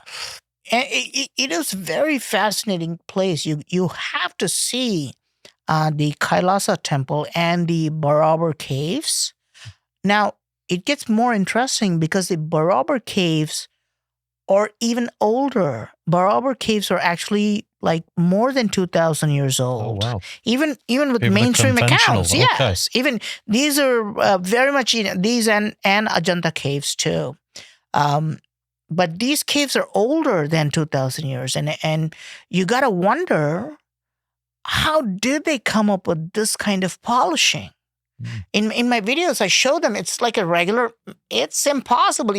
If you kind of do this on the regular rock, you literally scratch yourself. You'd see blood, they're like that. But they were able to polish that like mirror. Right? And these are kind of in a very, even today, when we're going to Barabar Caves, we tell people we don't have bathrooms. Is it okay? Because we tell the tourists, you want to see, I know you want to see Boracaves, but we do not have good bathrooms up there. So we're not going to give you water for a whole day. Okay. But why build these spectacular structures in these remote sites with such insane polishing and acoustics? You know, I mean, you can't just dismiss them as rain shelters. That's crazy. And is there, with archaeology saying that, is there a pushback on that when someone like yourself comes along and says, well, actually, I think they're more than just rain shelters? Do they converse with you on that, or are they no, they're rain shelters and that's it? What's really happening is not everybody, not all archaeologists, not all historians, because there is a considerable population of historians and archaeologists who would question that. They would question that, and they are probably creating more theories. They're probably documenting more details about these structures to challenge this theory. I'm sure they will challenge the rain shelter theory in the next 10 years, 20 years, 30 years. But right now, Praveen Mohan and Graham Hancock and Randall Carson, Billy Carson, they'll become the bad guys. But somebody has to do it, right? Somebody has to be the bad guy, because we have started the pushback. Right now, it'll be like, oh, Praveen Mohan, or Graham Hancock is there. Thank God, he's bearing the brunt of most of this, right? But it'll be like pseudo-history or pseudo-science or pseudo-archaeology, right? Because there will be a lot of heat, but it's okay. Somebody has to push back. But in 50 years, that rain shelter theory will be gone, I'm sure. And there's no way that people are going to think that the Boracaves were made as rain shelters 50 years from now, right? But in the meantime, some people have to take the heat. I mean, it's totally fine. I can totally bear the brunt of that. Same thing with UFOs, like Bob Lazar, people who were talking about UFOs, people even 20 years ago when we were posting videos about UFOs on YouTube and Facebook, they would just delete them. They would just ban their... Did you know this? No, I didn't know with the UFO stuff. Okay. There were like UFO societies all over. It's like the Barbra Streisand effect, where it's the more you say you can't do something or you can't look at it, the more intrigue, the more eyes are on it. So I don't understand, if you're banning UFOs, all that's doing is making people think they're hiding something. Yeah. So it baffles me why they do that, but I didn't know they did it with the UFOs. No, they would because at that time I was in the U.S. and every little town in the U.S. has like a UFO society. I don't know if you know this. Oh no, there would be like a bunch of people coming together on the weekends. It doesn't surprise me, but yeah, I can imagine. Yeah, so everybody would just come together on like weekends, and then they would just go to the fields and just look for UFOs. And we had like this kind of like, I call them potatoes. They were cameras, but they could, at that time the resolution was so bad, right? And we would find very strange structures. People would find them and they would take pictures and videos, all the blurry ones. And whenever we posted a UFO on Facebook or YouTube, like we'd get views, but then after 3 months, the channels would just be deleted. Wow. The YouTube and Facebook at that time, there were other things like MySpace and things like that. Yeah. I don't know if it's still there. It's a good question. I had a MySpace. I wouldn't want to pull that up because there'll be some terrible photos of me on there. So we'll leave that one off. But yeah, whenever, even if you posted photos of like UFOs and UFOs, like continuously, your entire profile got banned. Your entire channel would be deleted at that time. Oh. But today, like, It's encouraged the U.S. to talk, government comes out and says, like, okay, these are the UFOs and we're releasing them, right? Yeah. YouTube is not deleting them now, Mm-hmm. right? So you have to understand this, like, you have to understand science, history, and archaeology with the perspective of time. What was once unthinkable, unspeakable, is now released by the U.S. government. Okay, that's mainstream now. Okay, same thing. When we say Boracaves, they're not rain shelters. Today, people will be like, "Oh, Praveen is just like is pseudo archaeology or pseudo history." But 50 years from now, absolutely nobody is going to accept that this is a rain shelter. I'm sure. Oh, I think you're 100% right. I mean, what's that phrase? Is it science evolves one funeral at a time? So, like you touched on, the likes of yourself, Graham, Randall, who've took the arrows, as it were, you'll probably be vindicated in years to come because, like with the UFO stuff, you never know. You might get, well, it won't be Donald Trump, but whoever's the president at the time releasing files on ancient India, for instance. It probably will come full circle like that. Interestingly, because Hinduism has a sort of connection, or certainly the UFO community, because they always reference the Vimanas. For context, do you want to explain what the Vimanas are and why there's always a connection with the UFO community there? As much as we hear that Vimanas are not flying machines from the mainstream narrative, Vimana is a flying machine, period. Mm-hmm. That this is very clearly stated that they had multiple types of Vimanas. They had interstellar Vimanas, which would mean like rocket ships or, spacecraft. And they had Vimanas that would take you from one country to another, like modern planes.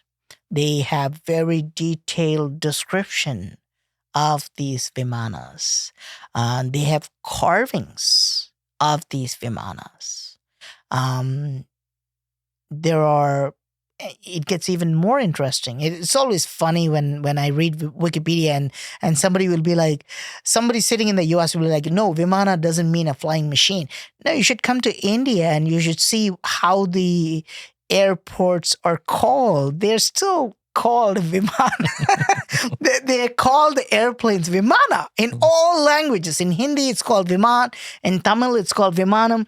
It's still called a Vimana. The modern airplanes are called Vimana because we don't have another name for it. I mean, we do have other names, but Vimana is the most common name for a flying machine. Period. And the Ramayana clearly explains a particular type of Vimana known as the Pushpaka Vimana. The Pushpaka Vimana comes from another country, Lanka, like Sri Lanka, to India and goes back. Okay, so today, I live in Chennai, so I would take a plane, I would go to Sri Lanka and come back. And this is very much the same how they explain it in Ramayana, okay? And we have the carvings of Pushpaka Vimana in multiple temples. They have a carving of Pushpaka Vimana at the Kailasa Temple. And the Vimana kind of looks like a jetpack, by the way, in that. There's a carving of that Vimana in Indonesia, in the Prambanan Temple. And it kind of looks like a ship lifting off. Mm-hmm. So there are various versions of this. But the Vimana is a flying machine. It can be an aircraft or a spacecraft used during ancient times. It's not just limited to India. In Cambodia, there is a particular structure known as the Vimanaka. Vimanaka. It's how the Cambodians call the Vimana. They call it Vimanaka. We're now forbidden to climb, and I don't think anybody has ever climbed it. Oh, wow. But this is a life-size model of a Vimana. Wow. I've seen this photo all the time, but I didn't know that's what it was. Okay, cool. What's the conventional? Because assuming they don't say that this is archaeology. If you go, I mean, thank God it's Cambodia because people are not pushing back that much in Cambodia yet. Okay. If you go to the Wikipedia page, it literally tell it's a Vimana. It means a flying machine. It's kind of a they're on stone board with model. it for Yes, now. they're on Okay. board with it. Cambodians are much more open-minded That's good. to the idea that the Vimana is a Vimana, a stone model of a Vimana, more than Indians, surprisingly.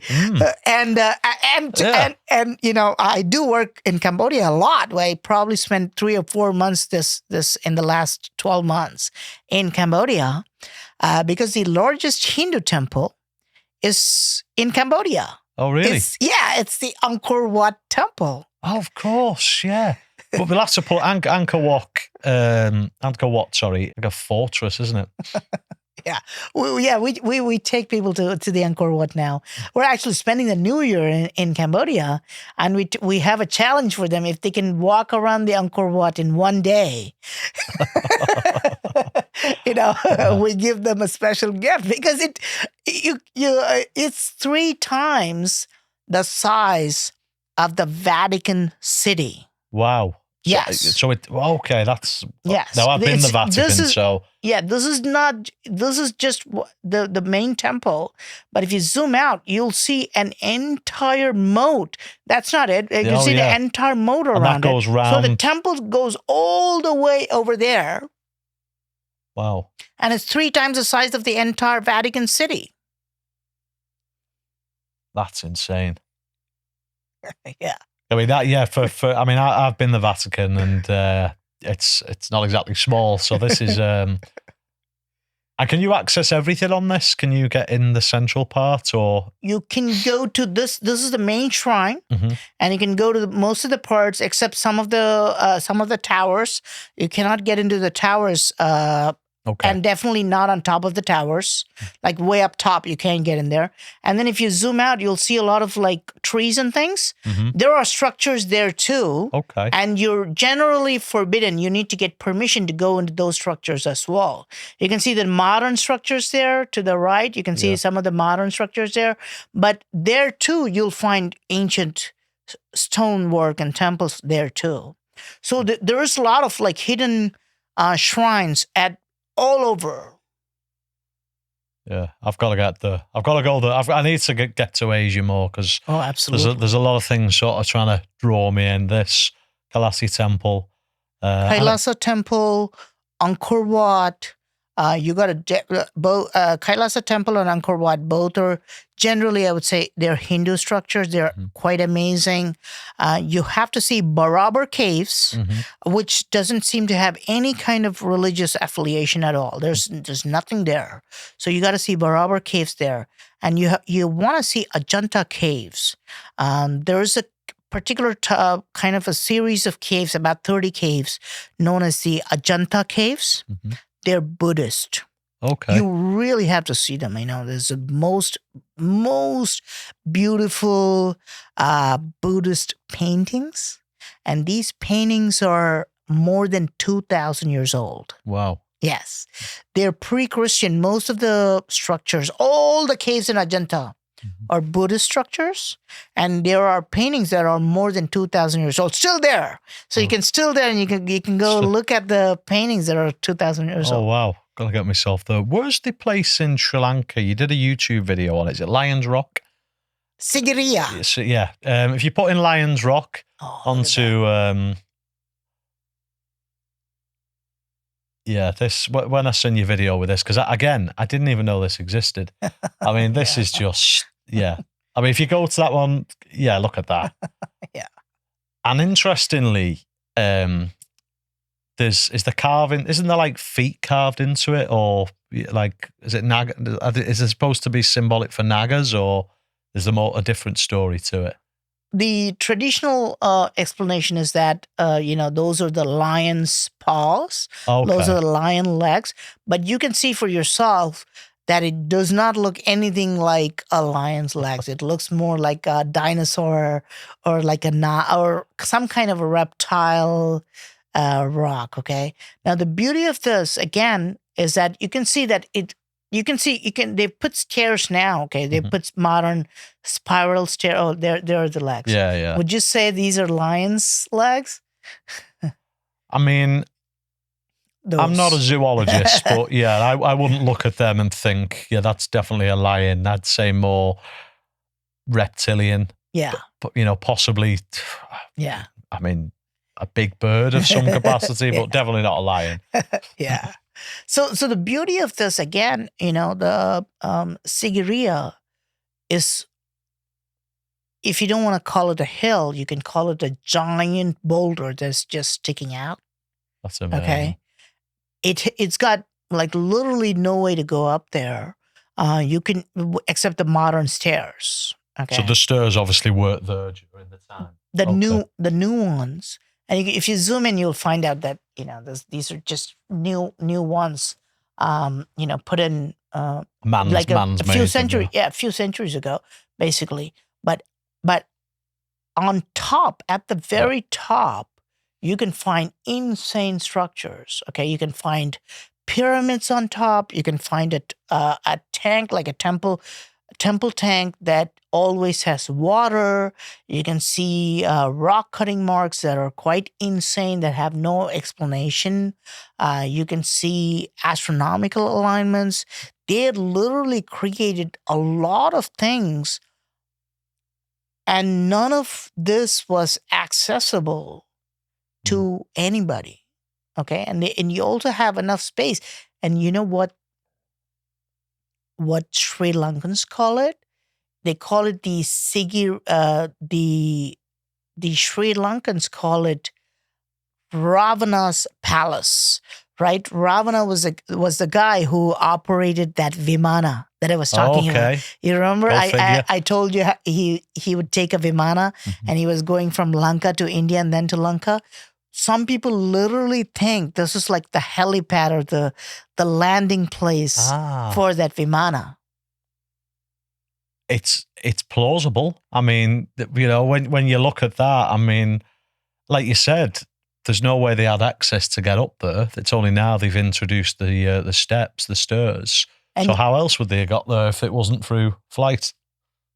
This is, again, I would also, and if you see to the left of this picture, you can see like a giant passage below. Yeah. To the left, you can see a long passage. All these are filled with like amazing kind of structures, brick structures, small pool kind of places. Very, very interesting structures. So if you ever go to Sri Lanka, just go there, okay? But I mean, we don't take people to Sri Lanka for now. But I would say the Sigiriya is also a wonder of the world. Okay, I would call Sigiriya a wonder of the world. I mean, it looked very reminiscent to just from that shot there, like Machu Picchu. There's sort of like similar design, isn't it? And ironically, Machu Picchu's on the mountains as well. So. And again, for those who don't know geography, Sri Lanka is nowhere near Peru. So the only difference I might point out is that if you go to Machu Picchu, you can see the terrace. Like you can literally walk up like from these terraces from the bottom all the way to the top. But here, around like the stuff, there's nothing. It's just kind of, we don't even know how they literally went up there and they created this. It's almost like they did not want, like they wanted to be isolated on top of this rock. Do you have a theory for this? I just think it's the Ravana's palace. Basically, it was if you see multiple sites like Hirebenakul, this is a site in India.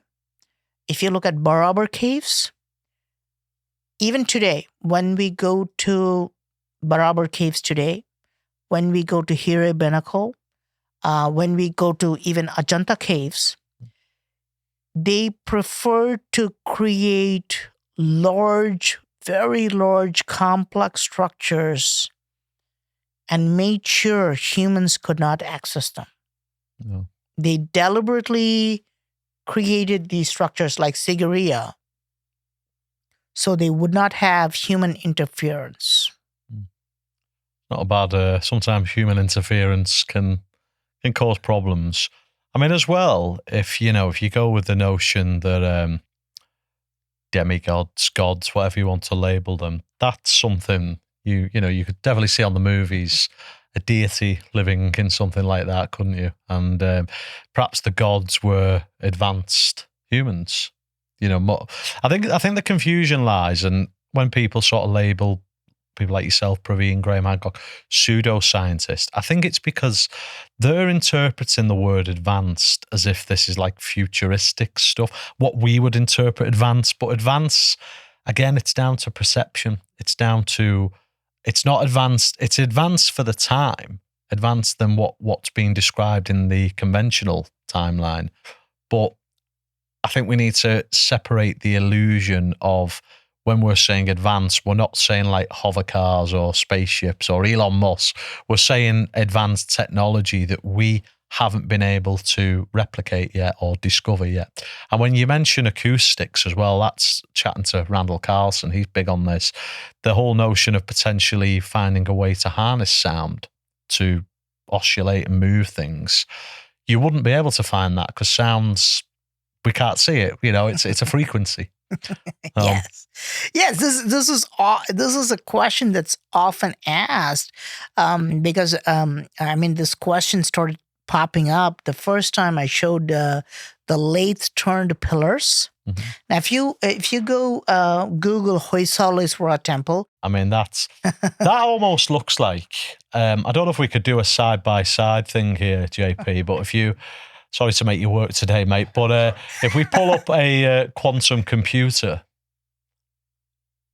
you talk about things being advanced. Well, this is arguably of our time. This is one of the most advanced computers we've ever created or on the cusp of. Maybe go to close that one. If there's one a little bit further, if you X that, I'm trying to get one that looks like the pillars. Yeah, so if you go along to the right, all the way along, and then down one. There we go. Right, wow. If we can maybe do like a side by side. Very good. And then I'll let the comment section decide if I'm talking out my backside here. But yeah, but no, that's so. How old are these conventionally? 900. 900, mm-hmm. And they made that. Did they have? Didn't I see something where they mentioned that they had a version of a lathe, not in the traditional sense how we would it? That like an ancient lathe, or am I incorrect in saying? I'm sure I'd seen something that they tried to justify how that was built with a ancient lathe of some capacity. It could be me. I could have that wrong. I think the right way to think about this is to say, for example, let's pick up something very simple, right? So let's pick up this glass right here, mm-hmm. Right? Now, is it possible to make it with hand? If you had 2 years and like very nice tools, is it possible to make it with hands? 2 years? I mean, it's possible. I'd say so. I personally probably couldn't do it, but if you have 2 years and if you had nice tools, it's possible to make it, right? Mm-hmm. But is this how they made it? Mm. No. Yeah, that is the question. See, a lot of times when we say these are lathe-turned pillars, mm-hmm. Right? But we know that it's possible to make them like that, right? But it's not how they made this glass. We know this because the easier way is to actually use a rotating mechanism like a machine, right? So the question is, when we say these are lathe-turned pillars, the idea now, they personally think of this as a challenge, mm-hmm. because they now kind of like, okay, let's debunk this, right? So is it possible to make it with chisels and hammers? Is it possible to rotate this manually, like 10 people rotating it? Yes. Is it possible? Yes. But is this how they did it? Mm-hmm. Just because it's possible, does it prove that that's how they created that pillar? Yeah. They're two completely different things, right? I mean, just looking at the pillar there, that is some serious, even by today's standards, that's...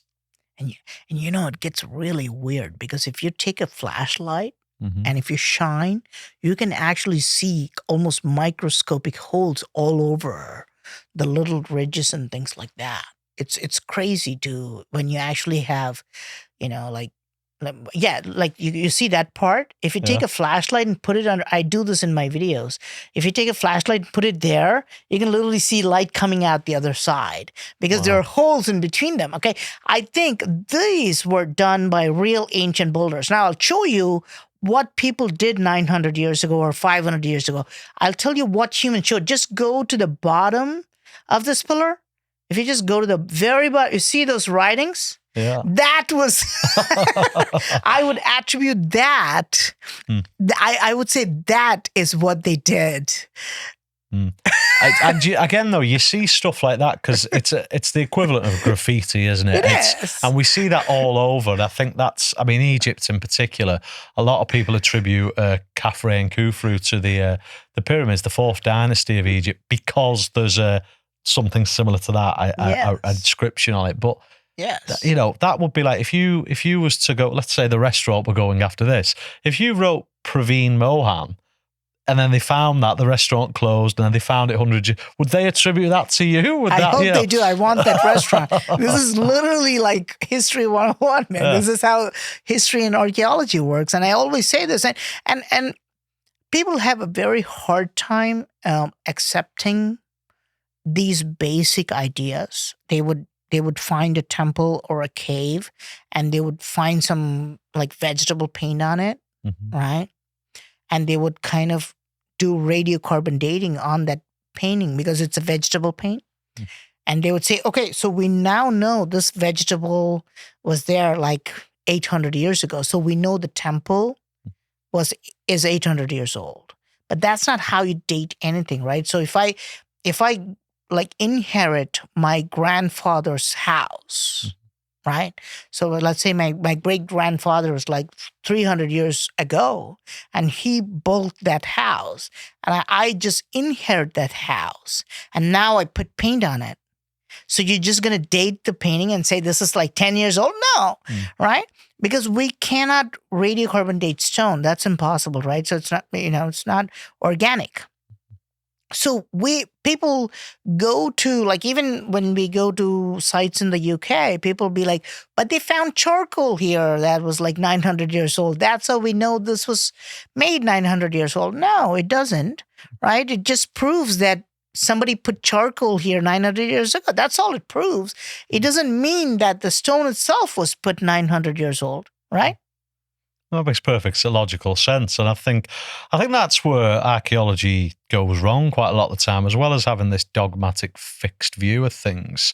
It's like you just alluded to. It's like they make a slight discovery, in this case, the charcoal. And that means we've discovered this, we're right. Everything we say about this now is correct. Right. And if we say it's 900 years old, then you have to believe us. But then we get pioneers like yourself, Praveen, who go out feet on the ground. And I have more respect for people who do that, because you're not just getting in fact, you said off camera, you don't even get your research online because there's so much misinformation out there.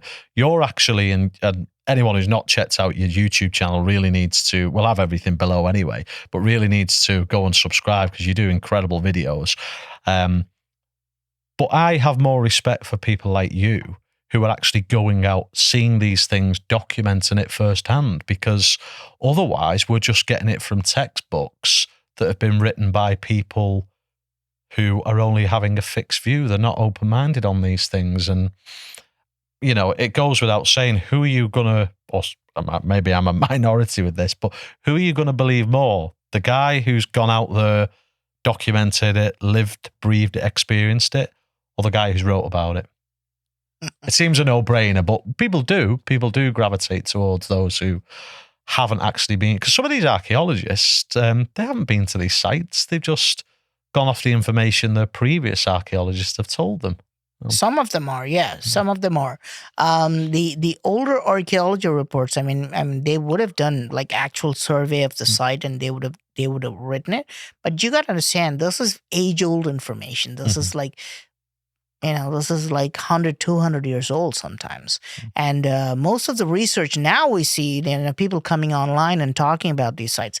Some of them have never even been on site, and they're just repeating what they see online, or, see what others wrote in books.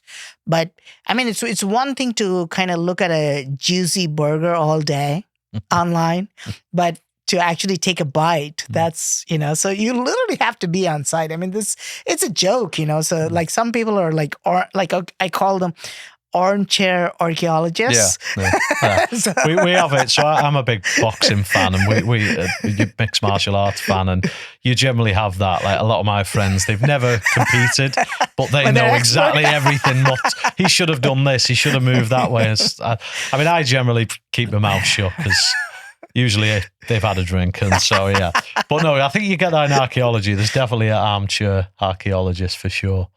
It's easier to do it. It's easier to, but I think, we're just going to see more and more of this. There's going to be very less people with kind of the boots on the ground style, people who actually spend time going around trying to find new things, because we can find some like very insane details in these temples, in the lathe turned pillars. Again, you mentioned, just going back to the initial question about the sound. Like if they use sound as a tool, then they won't find the tool. When I found the lathe turned pillars, this was back in 2016 or 17. I went to the Gommateshwara Temple. And I was documenting the pillars. That's just one pillar, by the way. A multiple complex. And that's just one temple too. So that entire area is covered with lathe-turned pillars. You can literally see thousands of lathe-turned pillars like that, all different from one another. Some of the lathe-turned pillars, they just look just mind-blowing. It's just crazy to have those lathe-turned pillars. So when you see those pillars, and I posted that as evidence of ancient machining technology, there's no way, that to create these pillars without machines. There's literally no way, I would say. The question that's often asked to me is that, but where are the machines? Right? It's a very logical question. And where are the tools? Yes, we have those kind of lathe-turned pillars everywhere. But where are the lathe machines? Right? Where are the tools they used? And that's a very good question. But I think we have a limited imagination, because right now, we have the technology. Like I can cut a giant piece of stone with a high-powered water jet, right? I can just take water and just use high pressure. I can send water through high-pressure pumps. I can just use water to cut a giant piece of granite. Now, what was the tool used? It's just water. It's just H2O. So you're not going to find that tool. And then if you go to a dentist, today, the way they kind of clean your teeth or remove your plaque or, remove a piece of decay, they don't even touch your tooth. They have a tiny rod that vibrates in a certain ultrasonic frequency. And once they come closer to that plaque, that plaque starts vibrating and it gets removed by using resonance. In that case, they were using sound, ultrasonic sound. You can literally drill a hole in diamond without touching the diamond using just ultrasonic sound. We can do that today. So what was the tool used there? It's just sound. So we do not understand how they created lathe-turned pillars. Like so rather than going through this idea of like, oh, they could have done this, or they could have taken 100 years to make a pillar. Back then, these are all just theories, right? We may find actual machines. It's possible that we may find giant lathe structures. I would really love to see somebody actually discover that. Oh, we were digging this and we found this giant thing that looks like a lathe. That would be amazing. But they could have used some kind of ancient technology that we cannot imagine. They could have used sound. They could have used water. We don't know what they were using, right? We hear about like sonic levitation. We hear about when we work with Buddhists now a lot. You literally see them, you hear them chanting in the Buddhist caves, and it feels like the stones are going to just start, falling apart because after a while, that chanting like kind of reaches a resonance point where everything starts to vibrate. You literally like kind of your mind, your body, the structures, everything starts resonating in that. So we do not know what kind of technology they were using to create these pillars. Okay, so that and we it may not be a physical thing as well. It may be something else that we don't understand. I think and this is modern science. This as well, visible light. We can only see such a small band of visible light.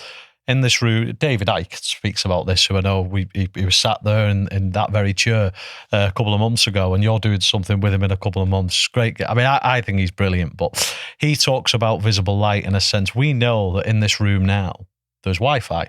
We can't see it. Similar to like you referenced with the sound vibrations. If, let's say, thousands of years from now, let's say another cataclysmic event wipes out humanity, we would probably dig things up where there'd be indications of these people are talking to one another. They have this device. We don't know. I'm describing a phone here, but we have this thing as a phone. How are they able to speak to this other person? Well, that's just Wi-Fi that we've got. So I think when you look at it from that perspective, we're looking for things that potentially aren't in our bandwidth of visible light. We can't see this. And if it is sound, that would hold a lot more water as well. Yeah. Just on while I brought David Icke up, he's notorious for talking about the lizards, isn't he? The shape-shifting lizards. And a lot of people kind of mock him for that. I, having spoken to him, don't. I think there's a few things you can question David on, but he actually, with the reptilian thing, he holds a valid point in some regards, because reptilians, there's two things that always stand out that all religions generally have. The flood story, Noah's Ark, but also there's a level of a reptile, an entity. Most notably for here in the West, Christianity will know the story of Genesis with the serpents. But of course, Hinduism have the Nagas. So I suppose the difference is the serpent, a depiction of the devil, but in Hinduism, the Nagas are quite revered, aren't they? Respected. So give us a little bit of what's your take on David Icke's thoughts, and also explain to the listeners about the Nagas? I think David Icke is brilliant. He has got a lot of good insights. We're doing a show in Eastbourne, UK. Yes, with David Icke. You and Billy Carson and David. I mean, the universe may implode on itself. You guys getting together. Yeah, that's. I wish I could go that. I think I'm in the States when it's. Are you okay? Yeah. David Icke is brilliant. And one of my experiences, and this is what I literally think, is that I've followed David Icke for years. Will this be your first time meeting him? It will be the first time working with him. Yes, I'm not personally met him before, but I've followed David Icke for years. Right, I've followed him like during the TV time, not even like before the internet. I've followed David Icke's work. Even before we had YouTube and things like that. And I know how he was vilified, how, people tried to mock him for that, but all pioneers, all people who come up with new ideas, they get this. It's very common. But I love David Icke, by the way, and I've followed his work for years. And my experience was, I think maybe 5 years ago, David Icke was on YouTube, on Facebook, and something like that, on Instagram or something like that. At that time, I can't remember. I think Google Plus or something like that. And then on Twitter as well. At that time, it was just called Twitter. on one particular day, all his profiles were deleted. Did you know that? Did he talk about this? He touched on it briefly, yeah. I was shocked. I was heartbroken because it's just, they just planned it out to delete everything about him. Mhm. Is it? I mean, you generally think, the Mark Zuckerberg and Sundar Pichai and at that time it was what, Jack Dorsey or something like that. They were all rivals, right? They're competing, right? So they should have but no, they were collaborating, and on one fine day is just deleted off the entire social media platforms, man. So that means that they planned it all out. What, you're going to just ridicule him, mock him for saying something crazy, but then you're also afraid of it. So you're so afraid that everybody has to team up together and delete him off the entire gamut of social media. That's crazy to me, But the problem is, the more you guys delete him, the more he's going to come back. It's true of everybody.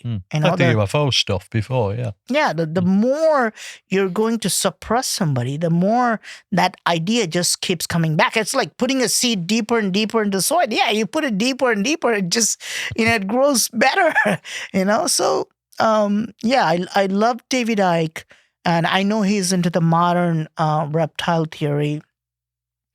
But India and Southeast Asia has a kind of a very different view. And if I may, so the serpent kind of makes Eve eat the apple, right? Correct? That's right. So Eve gets persuaded to eat the apple, and then they get banished from the Garden of Eden. Yeah. And what was the apple called in Bible? Good question. I've only ever known it as the apple. Does it have a name, JP? Can we have a quick Google search? Does it have a name? Do you know? Are you testing me here? Is this okay? I've obviously failed this test. Yeah, I mean. And the apple comes. I don't even think it was called the apple at the time, but it was called. It was a forbidden fruit, wasn't it? It was just called the tree. The fruit, or from the tree of knowledge. Okay. Yes. It's funny because what is so crazy about just eating a fruit from the tree of knowledge, right? And it gets even more crazy if I tell you, "Oh, Hodge, you can't go and eat the fruit from the tree of knowledge." Yeah, you might very well try that, right? Mm-hmm. So I know in the Bible, the serpent is kind of almost like the devil or the Satan, I would say. But the word serpent is just called sarpa in India. It comes from the same root, by the way, serpent, sarpa. Saraf in Israel and other Middle East areas, it's just called saraf. It's called sarpa in India, serpent. They all come from the same root, and they are considered a form of gods. Mm-hmm. The better way for people here to understand would be like fallen angels, mm-hmm. kind of. They're the god. They're kind of the demigods, underworld gods. And you find them again and again, like everywhere in the Indian culture, not just limited to Hinduism, by the way. If you see the Hindu gods, if you see a Hindu god like Shiva, he's got a serpent around his neck. Mm-hmm. If you see the Hindu god Vishnu, he's sleeping on a snake. But even if you go outside Hinduism, if you go to Lord Buddha is usually sitting completely protected by a giant snake. Buddha's never shown alone mm-hmm. in ancient forms. He's shown protected by a giant snake. And if you have other forms like Jainism, that's another religion that's in India. Very small minority, excellent, very, very deep religion. Again, the Jain apostles, or tirthankaras as they like to call them, some of the Jain messengers also have the snake protecting them. So the snake or Nagas, they're called Sarpa, but the more common term we use is the Naga. Very, very common gods, demigods, underworld gods. There are probably more statues and carvings of snakes than other deities. So it's very common. Again, in my research, what I noticed is that the Nagas are found in India, they're found in Sri Lanka, they're found in Cambodia, they're found in Vietnam, they're found in Indonesia, they're found in Hinduism, they're found in Buddhism, they're found in Jainism. And if you go to Egypt, you can again find the snake gods. It's called Nakash rather than Naga. They just call Nakash. I'm sorry. They're called Nehebkau in Egypt. In Israel, they're called Nakash. In Egypt, they literally see the same thing, and it's just called Nehebkau, which sounds very similar to Naga. If you go to other parts like China, they're just modification. They call it Niek, but it's all coming from the same word, Naga, and they're the reptile gods. The way we see them, and this is true of many, many deities and gods, we see it like humans. Some of them are good, and some of them are bad. Some of them have evil intentions. Some of them have good intentions. So in general, so the newer religions, when the newer like Abrahamic religions started, they wanted to completely get rid of that. They did not want to do anything with that, right? But all the ancient religions, these gods were very much like a part of this, and you can see them in the epics. Some of them were helping humans. Some of them were like fighting or working against them. But the whole idea of the Naga is found everywhere. Even when I went to Colombia, nobody goes to Colombia because of all the Pablo Escobar, the drug cartel thing. Nobody goes there, right? So, but if you go to Colombia, you'll see the Nagas there guarding the main deity in the center. You'll again see the Naga being held by the eagle or the Garuda. So the Nagas are very prevalent in the ancient cultures. That's something that's just there, and they might have predated humans. They are real reptile-like beings that are still expected to kind of in India. It's a very common belief that the Nagas live underground. Interesting as well, because when you talk to people in the ufology space, one of the four common entities that people see or when they get abducted by aliens or they have a close encounter of the third kind, it would be. They have greys that we've spoke about, Nordics, which are like tall, fur, sort of like Norwegian-esque people, insectoids, which are more like praying mantis beings, but then the other one is reptilian. And when you start looking at stuff like Zecharia Sitchin's and the ancient astronaut theory, a lot of it seems to come together, doesn't it? And you used a phrase there, fallen angels. I mean, that instantly reminds me of the Book of Enoch. And again, the Book of Enoch's referenced multiple times in the Bible, or elements of it, but not expanded on, and it's considered not biblical canon. So like you said, I think it's a case of the Abrahamic religions wanted to shut out that part, including the Book of Enoch, and have their own narrative, let's say. Interesting. What's your take with the Book of Enoch? Because a lot of people cite that in relation to, because I suppose with this, it would tie into, you've been with Hugh Newman recently. He loves talking about the giants. So for those unaware, the Book of Enoch speaks of the fallen angels, the watchers, who come down and lusted after the women of Earth and ended up breeding with the women of Earth that then produced the giants known as the Nephilim, which is even, the Nephilim's even referenced in the Bible. But the Nephilim are said to be these huge, and I don't just mean like NBA players, I'm talking giants, fee, fi, fo, fum. And obviously chatting with Hugh, they talk about the giants potentially being the ones who helped construct some of these buildings, which would make sense. If you're a giant, you could probably pick up a 8-ton block quite easily. But yeah, I forgot where I was going with this now. But yeah, so with the giant aspects, and then obviously with the Book of Enoch, there's a lot of cross pollinations with other religions as well. What's you've obviously dived into the Book of Enoch and the story behind that, Praveen. What's your take on it? Yeah, the Book of Enoch, it's an esoteric text, and it was probably too much for, too hot to handle. Yeah, too hot to handle, literally. And it talks about multiple things, right? It talks about the UFOs. It talks about angelic wheels, kind of things, flying machines, kind of things. And of course, it talks about the Watchers and the Giants.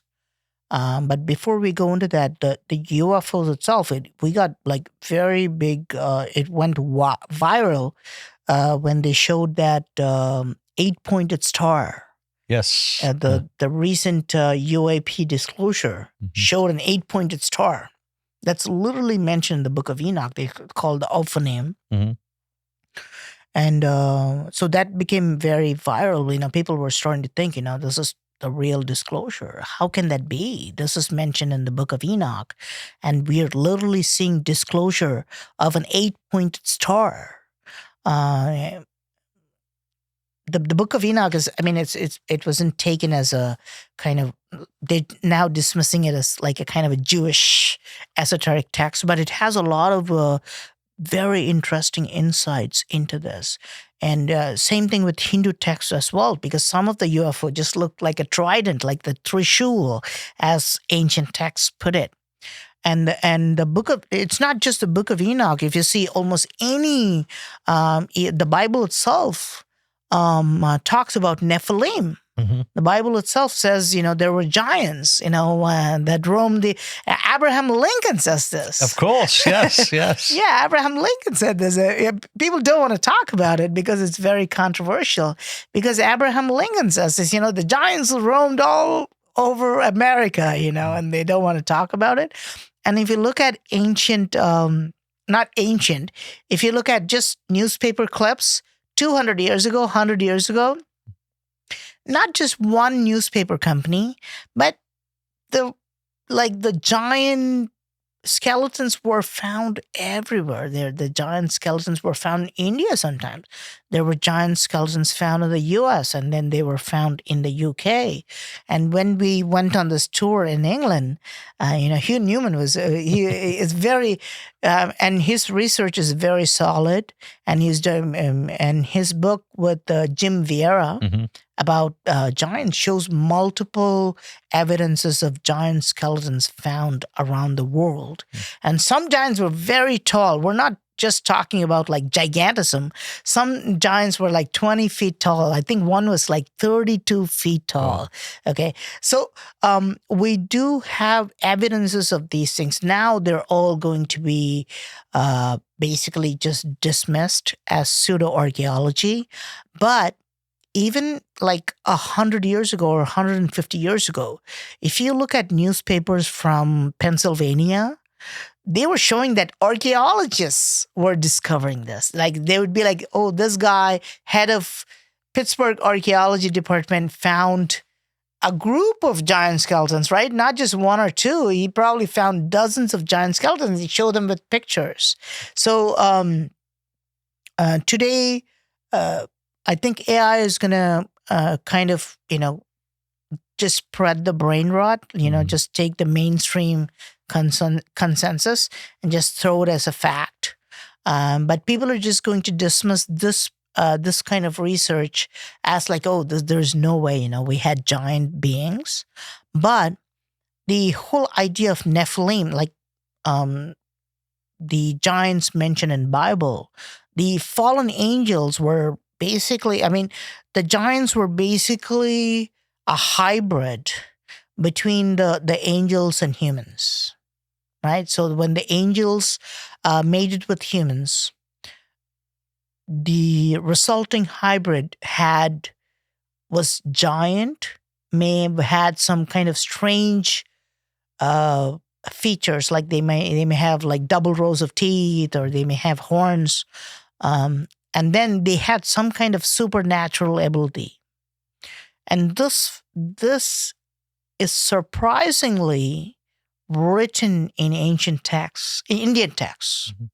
This is mentioned again and again in Indian texts. Okay, so if you take the case of the ancient text of Mahabharata, there's one guy known as Bhima. He's a very giant figure. He was capable of just plucking a tree with just his hands. He was powerful. He was a hybrid between the gods and humans. If you take many other gods, like they were just hybrids. They're just considered demigods, literally. I think they're just called Nephilim in Bible, but they're found repeatedly in ancient Indian texts as well as a hybrid between humans and gods. It's fascinating. There's the story of the Kandahar giants in Afghanistan. That's trending now because they spoke about it recently on Rogan, and that one's fascinating. I mean, Hugh Newman's wrote about this with Jim Vera as well. For context, it was quite recent in the Afghan conflicts that was happening around about 2002, 2003. A troop went out to find, I'm guessing, some base of the Taliban, I guess, and they allegedly stumbled across a giant who tried to attack. I think he killed the first team, didn't he? And then they sent out a second team that went out there in search of the team that went missing, but they came prepared. They had ammunition and they shot down the Kandahar giants. But then the sort of secrecy, and it ties into a lot of the stuff that we spoke about with your David Icke, with the UFO, with your ancient histories, stuff getting banned and shut down. Apparently the body was taken by the CIA or whomever, and now it's classified. Anyone who talks about it potentially runs into a lot of problems, let's say. I don't say a word about this. Yeah, I'll take the brunt of that for us, Praveen. Yeah, probably for the best. But I suppose the point I was getting to there is it ties in again. It's another example now on a mainstream level of accounts of giants in quite a modern time. 2002 is only 20 something years ago. So it's not that far away. Obviously, you have to go with the notion that may be a lie. People could have exaggerated it, but yeah, I'm dubious. I mean, I'm evidence-based, but I'm open-minded. So yeah, if more things come to light about that, I'm going to listen and pay attention. There are some photographs of actual giant skeletons in museums. The Smithsonian's all gone. We only have the photographs. I think there is a picture of a queen, like your queen, looking at a giant skeleton. I think it's probably from here, or maybe I think it's a museum maybe in the US, but you can literally see the queen looking up a giant skeleton. But I suspect they're just gonna try to find a way to dismiss it as, gigantism or some kind of an other animal or something like that. Yeah, I think with some of the giant cases, they try and attribute it to giant sloths or megafaunas that are no longer, that are now extinct, I should say. That seems to be a common thread. And like we said before, science advances one funeral at a time, so history gets older one funeral at a time. Yeah. Before we kind of come to a close, Praveen, I want to know, you're doing some exciting things in Cambodia. What's some interesting things that you've encountered there that we haven't spoke about already? There are multiple things that we would like to talk about. Some of the original in Cambodia, there are places that nobody goes to. I've been roaming about in Cambodia a lot these days because we're doing several projects related to history in Cambodia. There is a particular mountain called Phnom Kulen. its original name is Mahendra Parvata, meaning it's the mountain of Lord Indra. Once upon a time, Cambodia used to be a completely Hindu nation, like long time ago. When I traveled in the Phnom Kulen mountain range, I noticed that there are some very remote temples in that mountain. Very, very unexplainable, very strange temples that nobody can explain. One thing I found out was a giant lingam. It's the largest lingam in Cambodia. Is there photos of this? Can we pull them up? You can say Phnom Bok. Yeah, it's on top of the mountain. So that's right on top of a mountain. Oh, okay. Secrets in Stone, huh? See what's her name? I forgot her name. She's recently been on Rogan. Cassie Coppersmith, perhaps. 16th November. Oh, that's right after I went to this place. So you've documented this already? I've documented this. Yeah, I think Cassie, whatever her name is, she went to a lot of places I went, and she was talking about the this time. I didn't realize she went to the same lingam I documented maybe a few months before her. But she was talking about the temples of India, the Kailasa Temple. Okay. And the lake machines. Mm-hmm. And the one more structure she was talking about it, and I saw that trending, but there's a giant statue in India. It's known as, you may not, I don't know if I would challenge you guys to spell this out. It's called Shravana Belagola. I mean, yeah, I struggle with English, so. SHRAVANABE.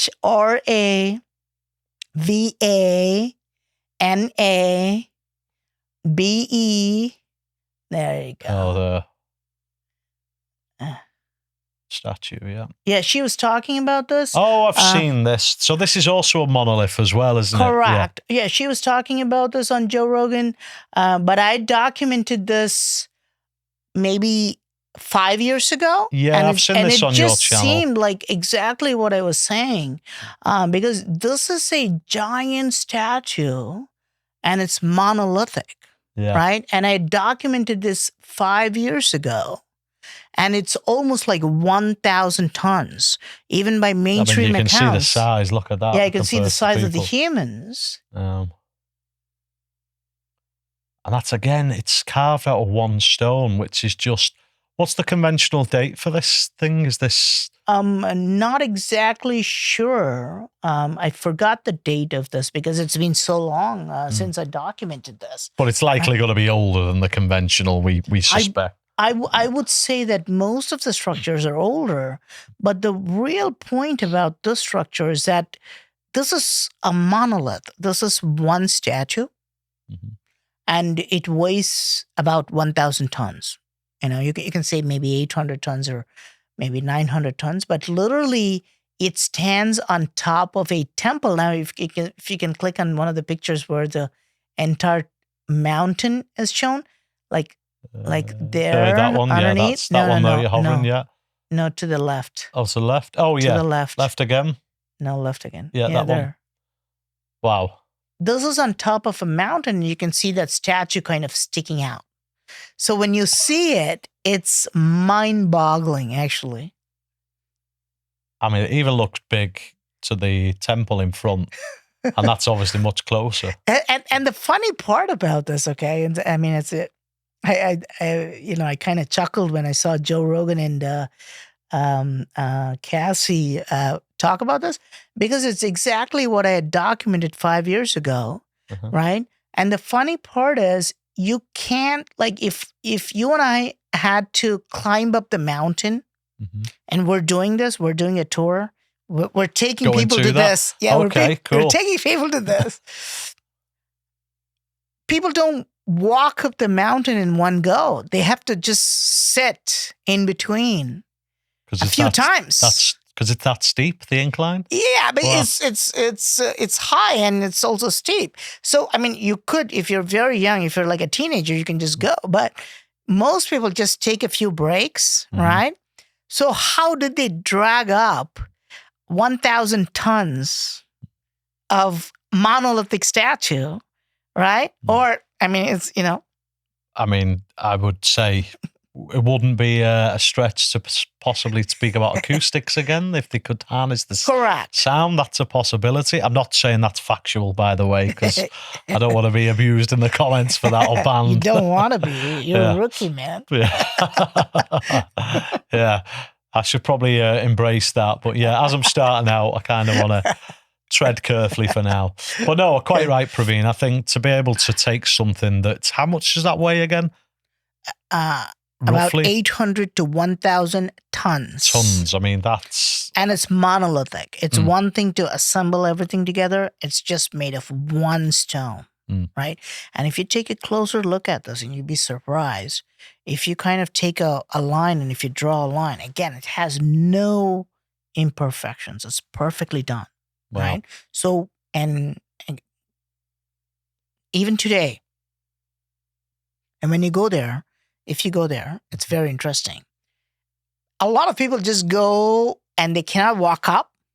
And there are people to carry you if you pay them like a few bucks.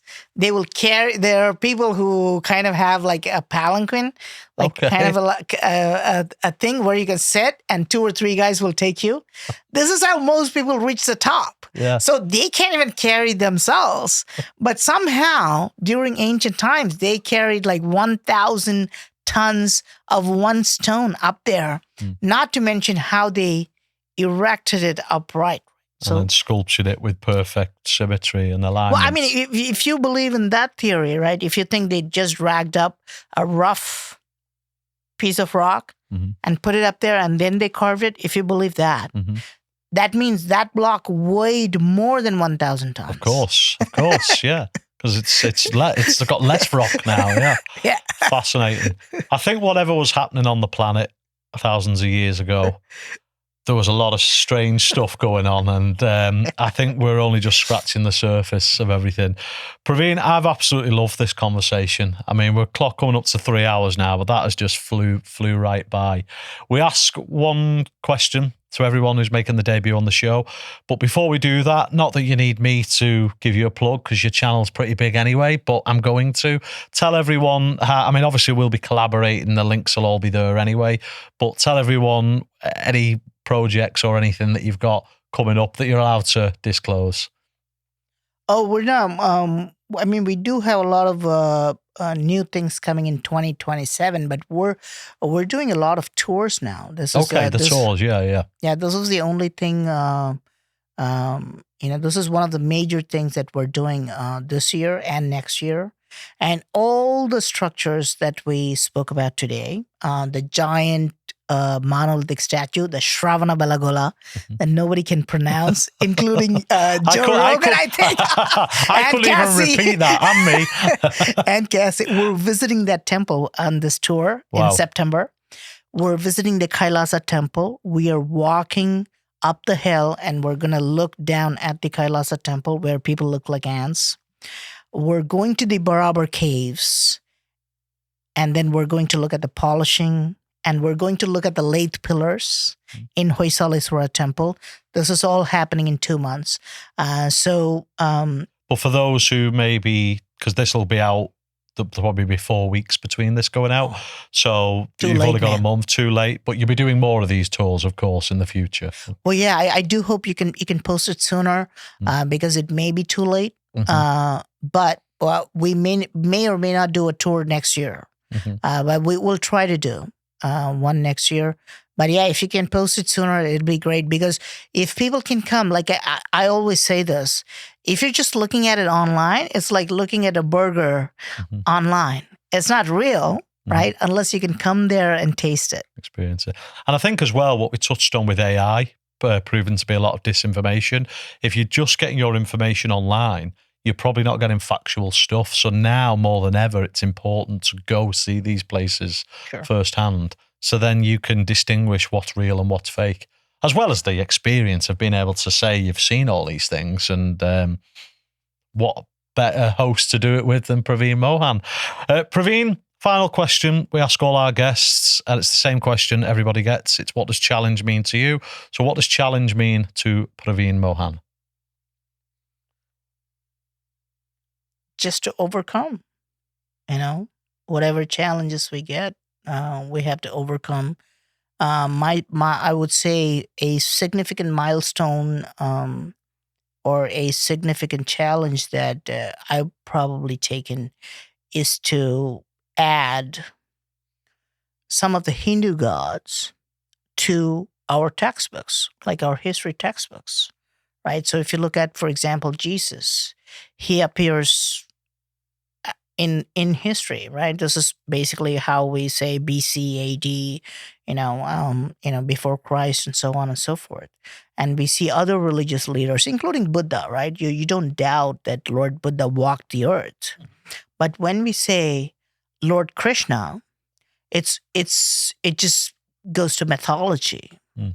And I would say that in my lifetime, we may be seeing some of the Hindu gods being added to the timeline as, flesh and bone figures who walked the earth. I think if that gets added to at least Indian history books and archaeology books, I think we would have made I would have overcome a significant challenge.